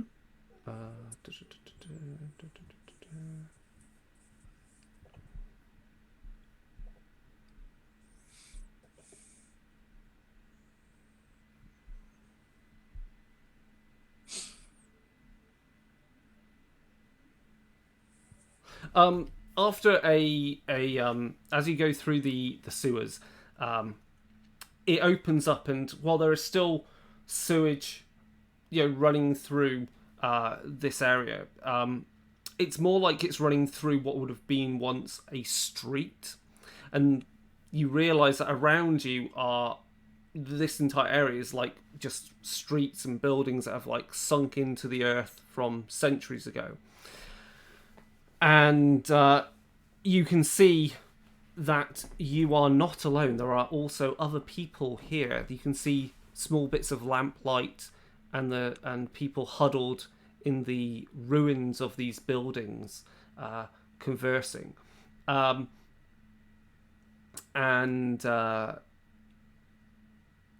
you've entered this area, a small gang of hoodlums, by the look of it. They're not well dressed. They're clearly brandishing at least some rather rusting and grim looking blades or axes. Some of them begin to approach you. Oi, what are you doing in these parts? This is Filch's. We've made it down the city. Fantastic. This is Filch's Crossing, and this is our area. You Filch. No. Right. So it's not your area then, is it? We're Your the name's not Griffins. on it. We claim this area. What do you want? You and how many Griffins are there? There's enough of us. Don't get 'Cause clever, currently I Sunshine. count Don't get clever with 3 me, of you, Sunshine. And I think hold there's up more the of us. gator- I hold up the broodmother's head. Oh. Ah. Because currently I count 3. And any other... I think we should have a conversation about what you've just done. You've seemingly done us a bit of a favour, it seems. Why don't you come this way, and we can have a nice good old drink about this. They, Right. obviously looking less hostile towards you, lead you along through it's effectively, it's an undercity / shanty town. There's a lot of people there. There are, rotting bits of cloth that have been draped over doorways. These are all makeshift homes for the very dregs of society living huddled away. Obviously, there are people gambling in the corner of some old homestead. There are makeshift. There's even makeshift tannery that's down there. People obviously trying to make some sort of business off the grid, as it were. You are led along, and then you can hear from where you are. There's music. There's a bit more of a ruckus. There are people outside this one building. Obviously, there's some lantern light around. There are drunks milling around. There's a few people involved in a bit of a punch up. Obviously, when I say people, there's a mixture. There's Rulic dwarves. There's people from all parts of the Iron Kingdoms. There's a few rather shifty fellows wearing fur-lined capes, and you think they look a little Cadoran. You wouldn't be surprised to see kind of some of them lurking about in the Undercity. It's perfectly legal to be Cadoran in Signar at the moment. Oh yeah, of course. And then you get to you approach this what looks like a this old warehouse, or this large like door, and it's opened up, and inside is what's clearly a some sort of bar, saloon, come entertainment place, and it is pretty. It reeks. It is thriving with activity. There are dancers on tables. There are people shouting and drinking, and a lot of filthy language being said. You've got belly dancers of all genders and all races. There's clearly some elven kind of male dancer, like performing some kind of acrobatic kind of feat, dangling from the ceiling via some kind of silks. It's if you were here for fun, you'd have a lot of fun, but you're obviously here on business. Corvus hides some real gems. Yes.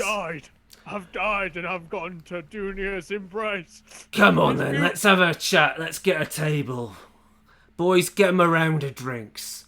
So, take a seat. You can put that head on the table. Let's have a look at it. Well, there's 6 more. You can tell. You see, she's got a scar down the right side of her face. She's been giving us trouble for months. Well, we also killed another 6 of her. You killed. We killed them all.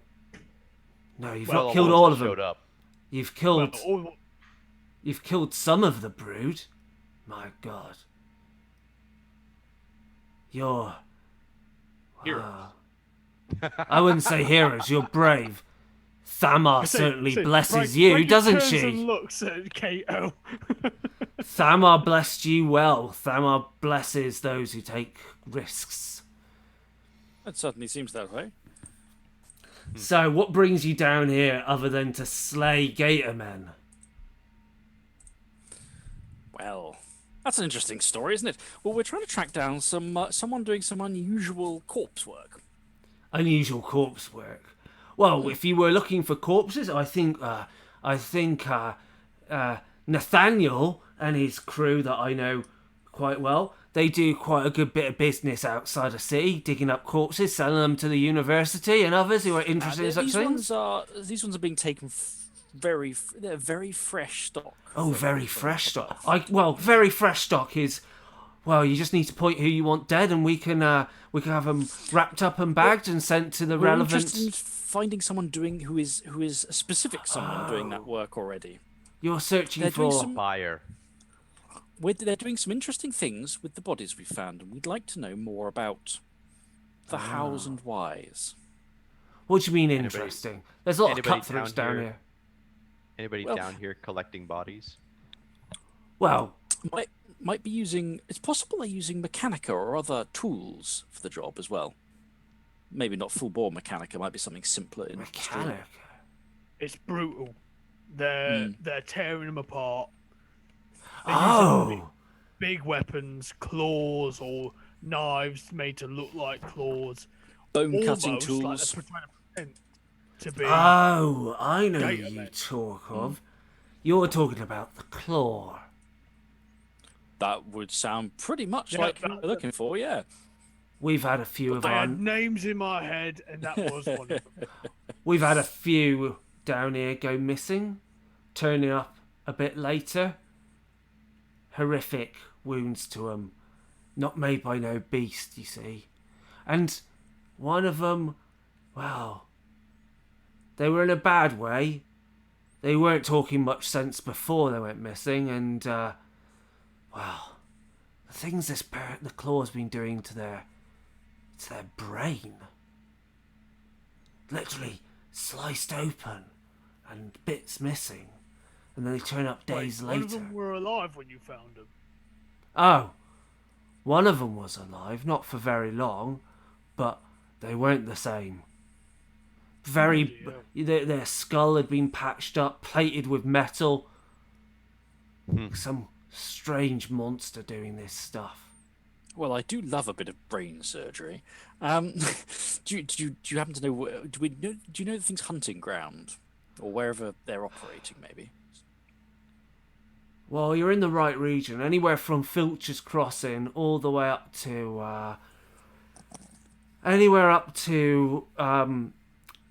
up to Dragon's Corner, north of here, and then east and west. Well, if you go east, that's going to take you up to back into the sewers, and then out into the Dragon's Tongue River, and then if you go the other way. Maybe at least a mile. How big are we talking here in terms of like total space? Oh, you're looking at I would say a hunting ground of it's something that's in the region of like maybe we've seen the bodies turn up in an area that's covering at least 2 square miles at this point. So 2 square miles. Do you know who they're choosing for their operations, for their surgeries? Well, it's funny you bring that or... up. They seems to be doing us a bit of a favour. You see, down here, right? We get a lot of the ones which are a bit, I hate to say, a bit funny in the head, right? They've seen some things. We've had soldiers that are traumatised from battle. We've seen some that are just so lost to God knows what narcotics they've been doing. And then there's those who've just lost it. Yeah. And of course, there are those who were just destitute and just fallen into, I guess, depression. Now, some of them, normally, we don't see for a while because they go above surface, they get taken in, they go see the priests of Morrow, and the church takes them in and cleans them up. But you know what it's like. They're cleaned up, and they're back on the street, and it doesn't take long for them to find themselves in the bottom of a mug of ale, or owing someone some money somewhere, or, chasing the dragon, as it were, opium, and other stronger stuff. They'll be back down here, trying to do all they can to pay off their debts. And, we find them work. But some of them, they're just trying to scratch a living down here. And those are the ones that are being taken? Yeah. They just, they're, See, I told you, I think it's a man or woman of science attempting to perform their, enact their vision, shall we say. You think it's some scholar, some doctor? Or someone with the, someone with the intellectual ambitions. That's foul. Some madman. Not a scholar. Oh, it's what I always say. Mad? And he looks like, it's what I always say. Those damn nobles, one of these days, we're going to pull them down to our level. Tax them. And if you can't tax them, hang them. If you can't hang them, well, there's always a chopping block. Rich. That's what the Creoles say. What's that, mate? Eat the rich. Eat the rich. Yeah, eat the rich, yeah. I mean, none of you look any form of nobility to me, so I've got nothing to worry about that. What's the word? What's the word? The last noble we saw, we dumped in the sewer water. Really? Oh, good for him. Good for him. Where he deserves to be. They're all filth. They're all filth in my books. Some of them come down here slumming it sometimes, and I have to give them a right earful trying to mess with the boys down here. It's not right. It's not right at all. All right. So we've got And 2 she's clearly square trying miles not to say things, but of hell for searching space. Well, we did. I guess it would do us a lot. We did find one body just today. ooh, floating down. still You know, got when we do see them floating in the sewers, we do drag them out and waste not, want not. You know. Mhm. We've Yes, everyone needs some protein in their diet. well, we don't go that far, sunshine. We don't eat our. We're not cannibals. We're not. I was joking. Just don't ask This what it's isn't- made out of. What do you mean? this- You see any cows down here? This ain't. This ain't. This ain't bloody. This ain't. Look, sorry. This ain't. This isn't the Dark Kingdom of Cricks. You know, we do have some honour around here. Mm-hmm. We're not. Don't we're worry, not bloody. I'm not accusing you. I'm not not accusing you of eating necromancers. dead bodies. I mean, It was making a joke.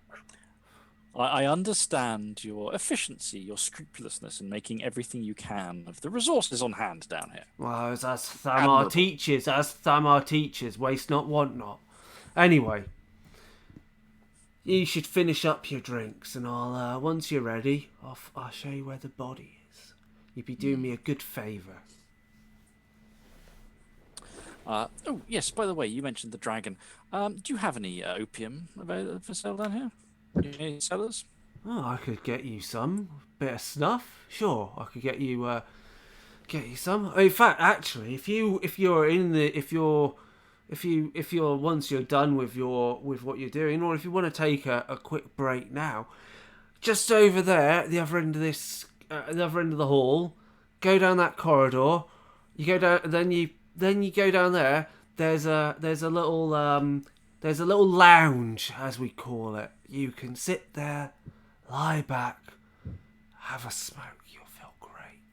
Or maybe something for after. I can't really take a break at the moment. You know, No, you seem to be on. We're on the clock. We're at work. Indeed. If I can, in exchange for all this information, may I ask that big old Ed of the Broodmother? May I keep it? I'd be awfully obliged if you leave it with me. You could keep some of the teeth out of her mouth, and as a sign of your handiwork, as it were. I think as long as you make sure to tell people who brought it in. I think. Oh, of course. Amongst those who don't need to know the wiser, they will think I have slayed her. But amongst me and the boys here, we know who to respect. We'll know whose door to knock on in future when we've got other beasties that need killing. Yes. Pretty much. What? Yeah. I've got. You don't happen to have a business card, do you? Well, actually, we do. Let's just say, pleased that my recent order to get business cards, which the rest of the group presumably thought was a stupid idea. Aha! Here you go. You see.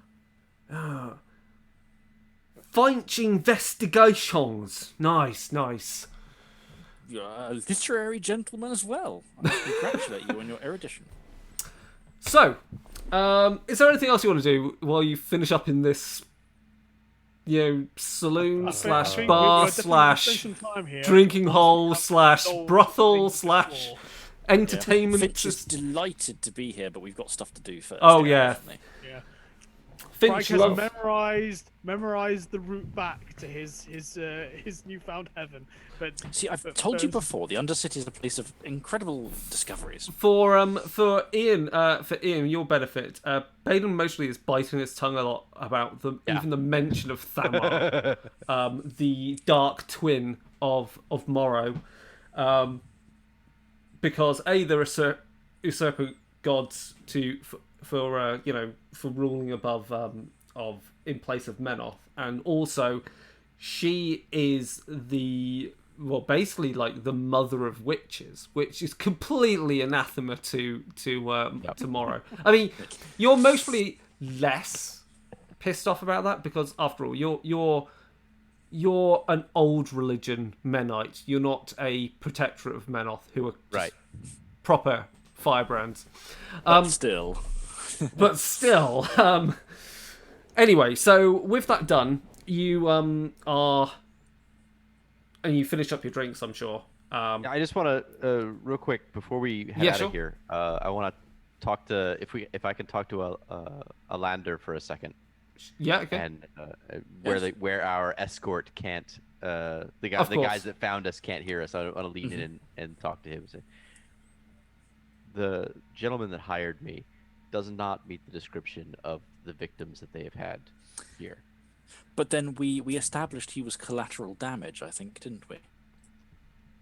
The target. True, was the that's right. prostitute. We did. But was the prostitute desperate enough to be down here?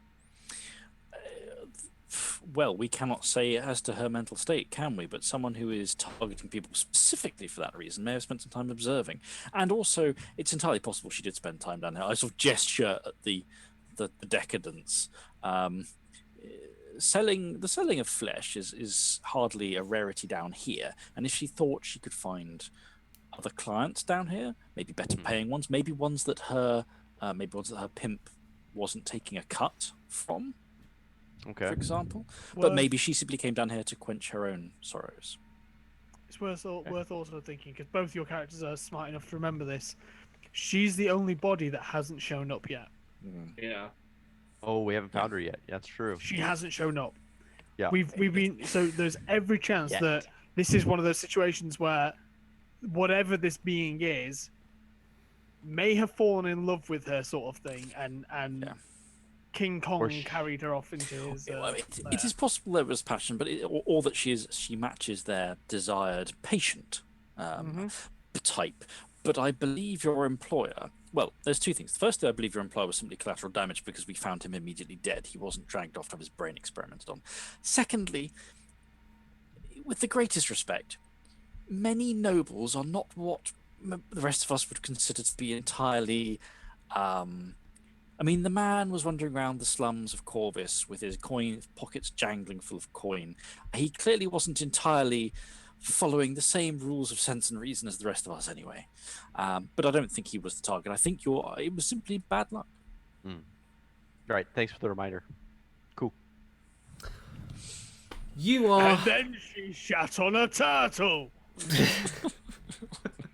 You are led away eventually by this hoodlum of the Griffin gang.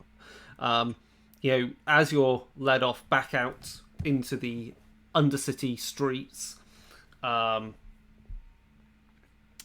you are directed down a few side alleyways. Again, one of the you go past a shop which was clearly like some sort of like clothing shop, and it still has its windows there, just dirty but inside it's collapsed in with earth kind of having fallen in from above.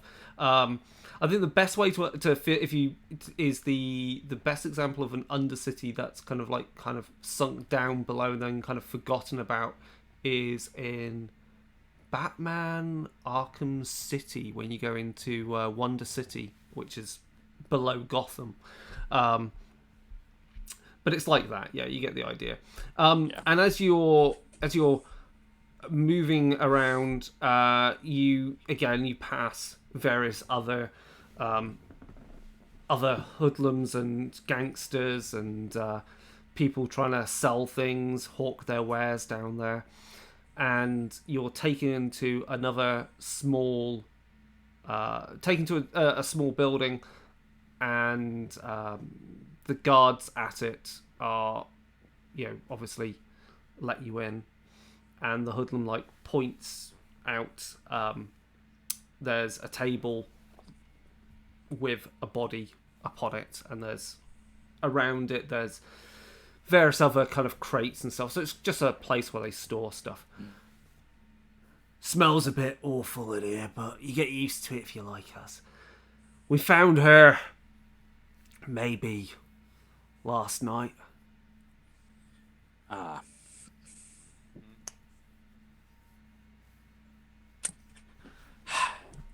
Let's have a look. I'll leave you to it. Before you do, Where yeah, where did you find her? She was just floating in the float. Well, I say floating. She was. Her legs were out in the water. Body was slumped up on the side of the sewer drain. just about 20 minutes from here. You're a man of the underworld in this regard. If someone had dumped her in the water, whereabouts could they have dumped her from, in your opinion? Well, there's a lot of places where waste flows down from here. There's all the factories. There's some of the large abattoirs above here, which, you know, flush God knows guts and blood comes down here. You know.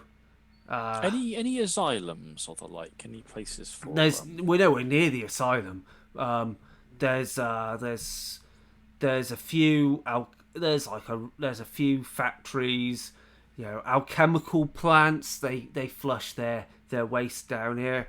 I tell you what, when they flush their stuff down here, the place is left like glowing for days.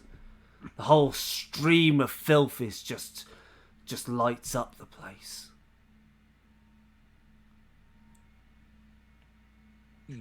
All right. Well, here's the head, and do us a favour and just stick around, would you? So we can just take us where you found her, and we can. Once we're done. Yeah. Sure thing. I'll just be outside. Good man. All right. Let's have a look. So, the body's not been left in with any kind of respect. Her clothing is obviously torn and ripped.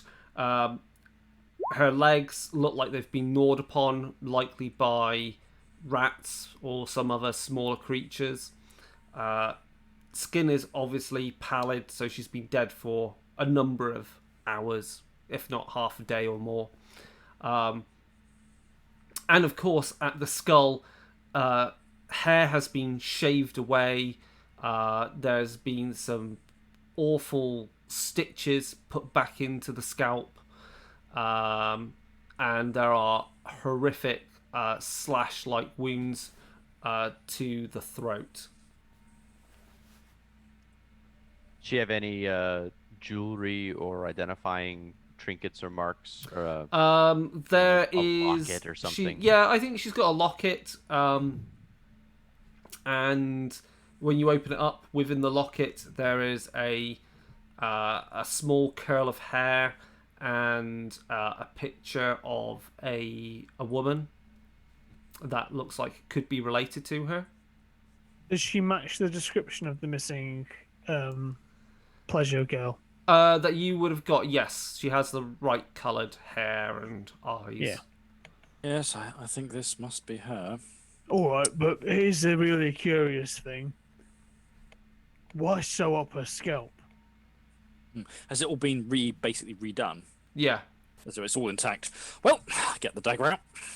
I was actually gonna say, I have training in medicine, so I was wondering if I could actually look at the stitches to see what was in there. That's what I was putting forward, because I've also got. We got some lots of skill. medicine rolls to throw in. So do some medicine rolls to investigate the body. Here we go. I have a 13. I have a 12. I have a 12. 9. Okay, so those of you with medicine, 12. Okay, you unstitch. You pick away at the stitches and you peel back the scalp, and there is again some small brackets and bolts that have been used to screw back into place the square of bone that had been cut away.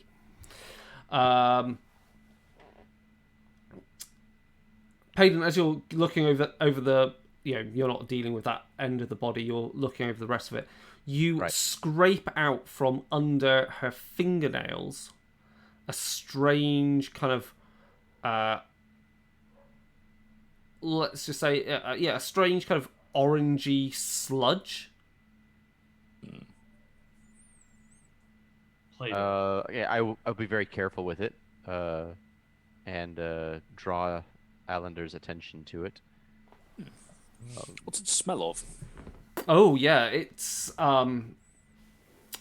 let's say it smells of it smells sweet like a ester, so it is artificially sweet. Um, and it also has a touch of smelling like petroleum, like gasoline. And then um, let's add in some other weird scent that I can think up off the top of my head. It mostly has the faint smell also of pear drops. An ester that smells of pear drops. Well, it's quite a confusing scent, but certainly might No, be that, meaningful for something. that one makes a lot of sense actually. Oh, Oh no, this is not Bragg. Bragg does not have the intelligence of this. This is the fact that okay. Ben's background is in chemistry. Got it. Okay. So Peyton is though helping with the medical examination a little bit. He's clearly uncomfortable with the notion of meddling with a body, and so once he's found this piece of evidence and handed it over, he'll clutch his holy symbol and say a few appropriate words, and then is going to turn away and let you do what other horrible things you're going to do to this body. So, Yeah. So yeah, the sludgy material that you're not too sure whether it's definitely some alchemical kind of concoction.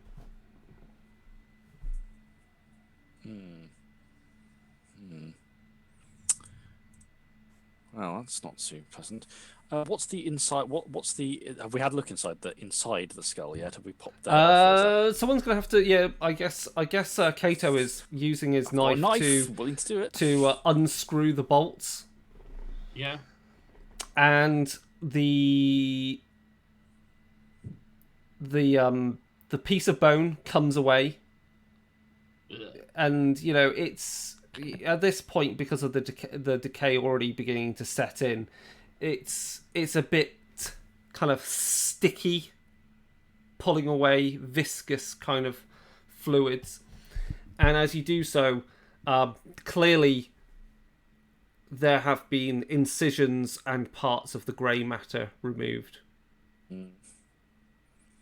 Yes, and the fact they put it back together again afterwards makes me more strongly think they're attempting to achieve something with the brain here. It also not makes me think Post-mortem work. that they kill when whatever they're trying to do doesn't work. Because otherwise, or you if the would subjects stack up the brain. die in the procedure. Yeah, so they may not be talented enough to pull it off without killing. Well, I think we established already, and again, forgive me if I'm wrong on this, that the wounds aren't post-mortem. The wounds are mortal wounds. They are the things killing these people. Yes. So we know that regardless of what they're doing to the brain, it's not killing these people. Presumably, it may be making them brain dead, or it may be leading to strokes or whatever, but it's not killing them. The claw is killing these people, not through medical attacks, but actually just like brutal attacks on these people. Yes, it's interesting. If only could see some sort of pattern to what they're doing. I mean, in the brain itself. I mean, we just don't have the knowledge to say what they're attempting to achieve. I think they're practicing. Well, yes. I mean, certainly they're trying to achieve, but there's no easy way to see. There are many things that happen with the body. You can kind of tell what someone's trying to do, but the brain is such a mystery. It's hard to know. This is the sort of thing that would take a dedicated space to do, though. They're not doing this kind of work in a back alley after they capture somebody. Point at the bolts and brackets. They've bolted the head back together, and they have parts. Yeah, Plus, whatever that stuff is you scraped out from under her fingernails. Presumably she was still alive at that point, so I don't know whether it's scraped from her attacker or simply while she was trying to get away from wherever she was being held after. Not necessarily, because we found the body up on the side. Oh yes, could have just simply got it under, I suppose, on that. Progress from the thing. The thing is that we're only finding the rejects, correct? We're finding the ones that didn't make it, how many would like? Do we know if they've perfected it so they've mass produced them? Like, Well, we don't know. yeah. She was only it would, dead 2 days ago. well, no, Very less recent. than that. They found Less a than body a couple of hours ago, and she's not been dead days yet. No. Chris, Mm-hmm.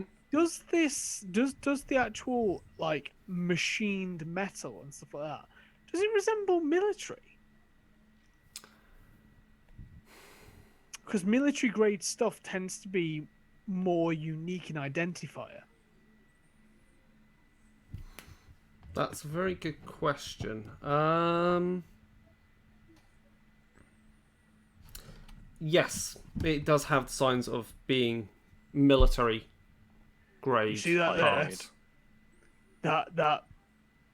Grade. That's the sort of plate they put after they've had to remove a chunk of skull to release the pressure on the brain. From a battlefield wound. Then. Yeah, that's military.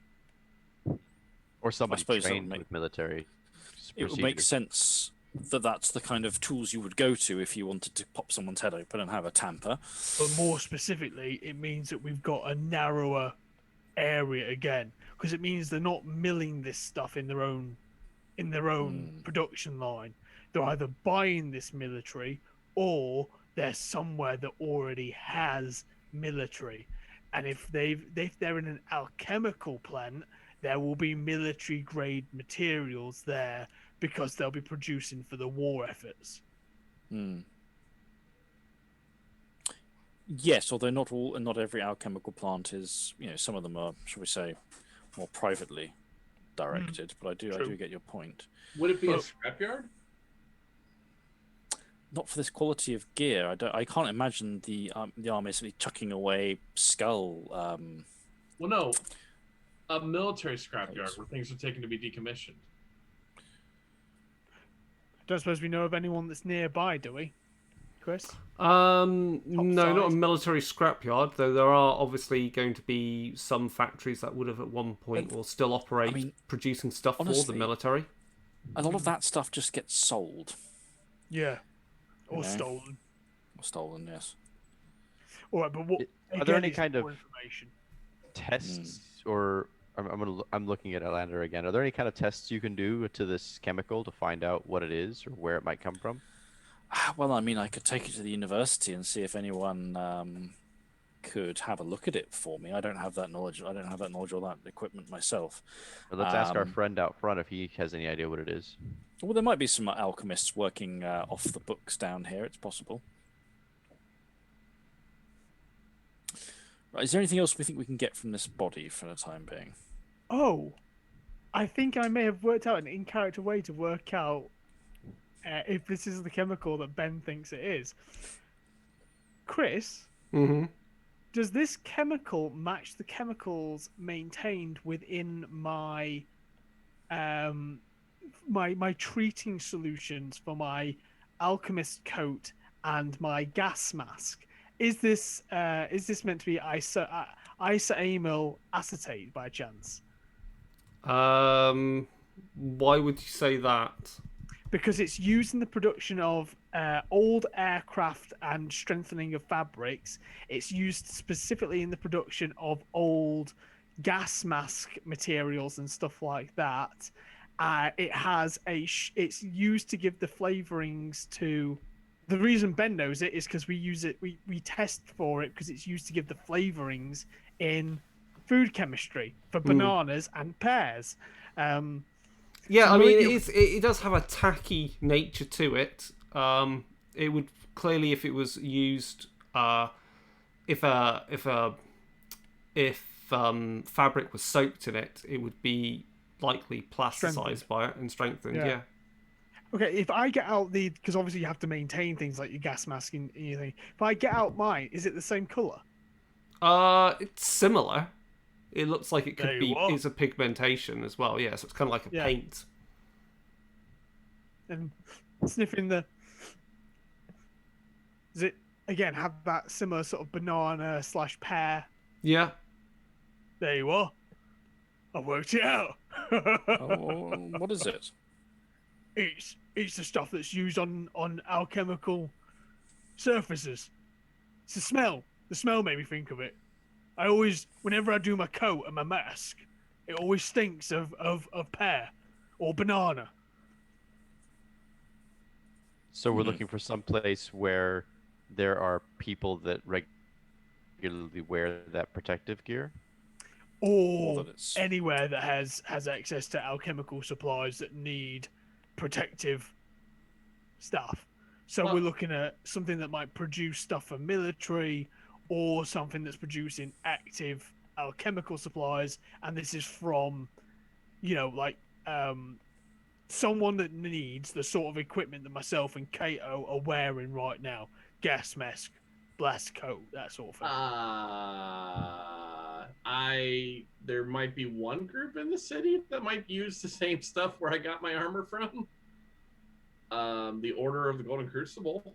Well, there's probably quite a few alchemists kicking around, but yes. Well, hopefully this isn't another golden crucible incident, shall we say? They would possess all the chemicals needed and the research, and also they can get military-grade equipment without too many questions asked. Yes, but I feel they're also capable of more ably getting hold of people without too many questions asked, without wanting to impugn the reputation of your employer. Well, we're not looking for my employer, per se. We're looking for a member.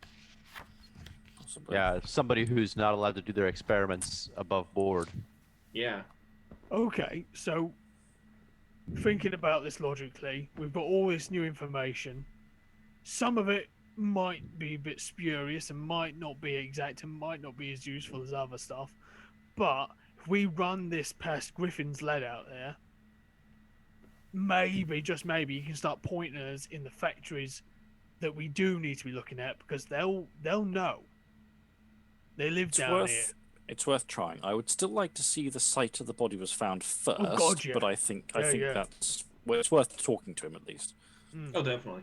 We've got a 20-minute walk over. We can be asking him on the way there. It's a fair point. Let's do that. Yep. We'll do that. So, yeah, Ben is so freaking happy that I managed to do that in character without. Yeah,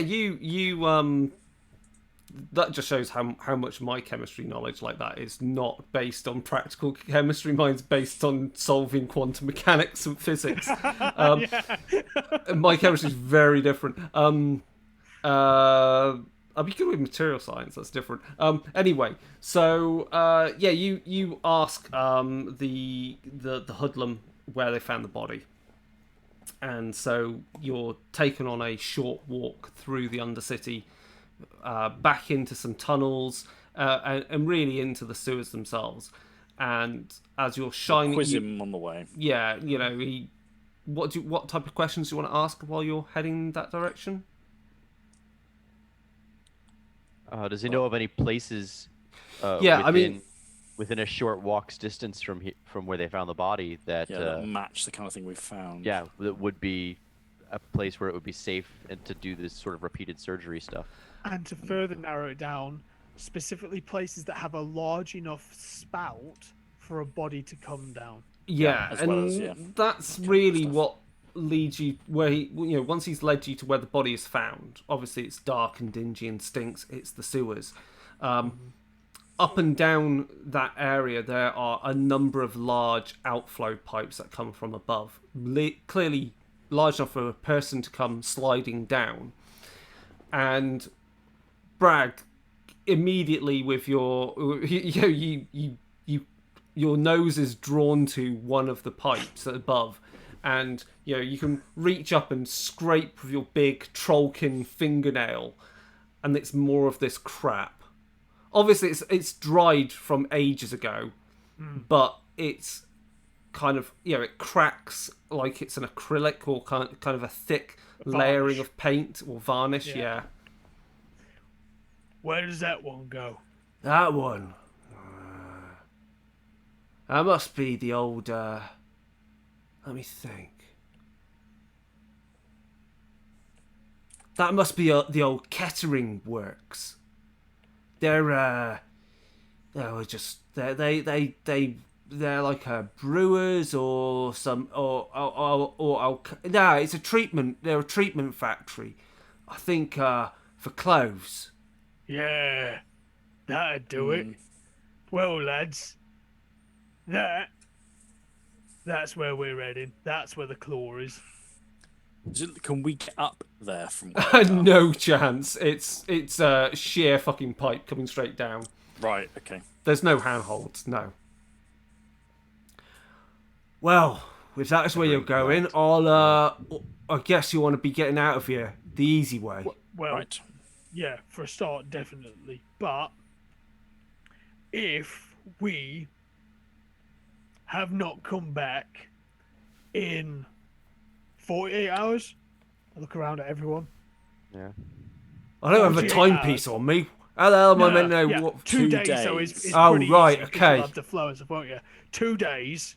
If we haven't come back to see you, you need to go, and I'll give him the name of our a regular contact with the guard, not the one that screwed us over. But like the one Yeah, right. like someone we know we can trust. Oh no! You don't want to involve the guard in this. If we are not back in 2 days, you get all your lads with the sharpest knives you want. If you want to solve this claw matter, and you go where we're going. All I right. was gonna say if you tell them, they'll probably pay you for the information as well. People down here probably don't want to be chatting to too many folks from the watch. You never know when the guardsmen will have an attack of sudden need to fill some cells. That's always why you send small children. They don't hold them for long. Yes, well, sometimes they put children in there as well. But, Right. Well, good well, luck. 2 days. We'll show you the way out. There's an easy way. Again, looking at Kato, charming friends you find. Amazing friends. So you're friends too. I think you're They part are- of the team now. I suppose that's true. And we're Are we going to not leave it there for this week because we don't want to get too far because we'll have the conclusion of this bit of this campaign hopefully in 2 weeks' time with Mike. And then we'll move on to, I think after that we'll likely do the next part of Immortality, and I think we'll pause the campaign for a while there because I'm itching to run something else. And I need to maybe do some writing for it. And I think we've got some other people that might want to run some stuff. I know we've had mentions of other games being run. But yes, if you're interested in anything that we do on Darker Days Radio, please go to www.darker-days.org. The most recent episode out is one of our Dark Hammer episodes where we talk about Gene Stealer cults in the Warhammer 40,000 universe and how to use them in Wrath and Glory because they're terrifying. Content warning on that one is Gene Stealers are squicky, and yeah, we get into the details. Obviously, if you want to find the rest of these episodes, they're on YouTube. You can find Dark Days Radio on YouTube. You can find us on Twitter at Dark Days Radio, on Instagram at Dark Days Radio, and our blog. Previous other episodes, we've had reviews of Deviant the Renegades, and yeah, that's pretty much it right now. I think other good roleplay content you could go back and look at is also from Onyx PathCon and also from Elysium, which was the kind of World of Darkness convention, online convention that Renegade Games ran. So there's a lot of cool content to go back and to look at. Also, a shout out to the guys over at Realm of Fire. You'll find those links on our website, on our most recent podcast there. The guys from Brendan from Full Metal RPG and my friend Rob from back in the day, they're doing kind of a Games Workshop based podcast. They're talking about both mainly the war games, and another good podcast or streams to watch actually is The Rookery.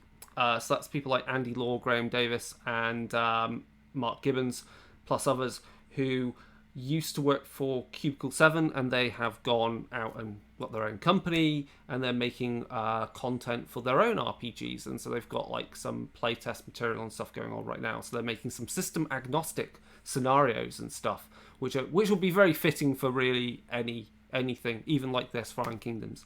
And I think their most recent stream was discussions of running city settings, like why are cities fun for roleplay games. So yeah, that's all cool content going on right now, but we'll see you in 2 weeks' time. So goodbye for now. Goodbye, everyone. Bye. Bye.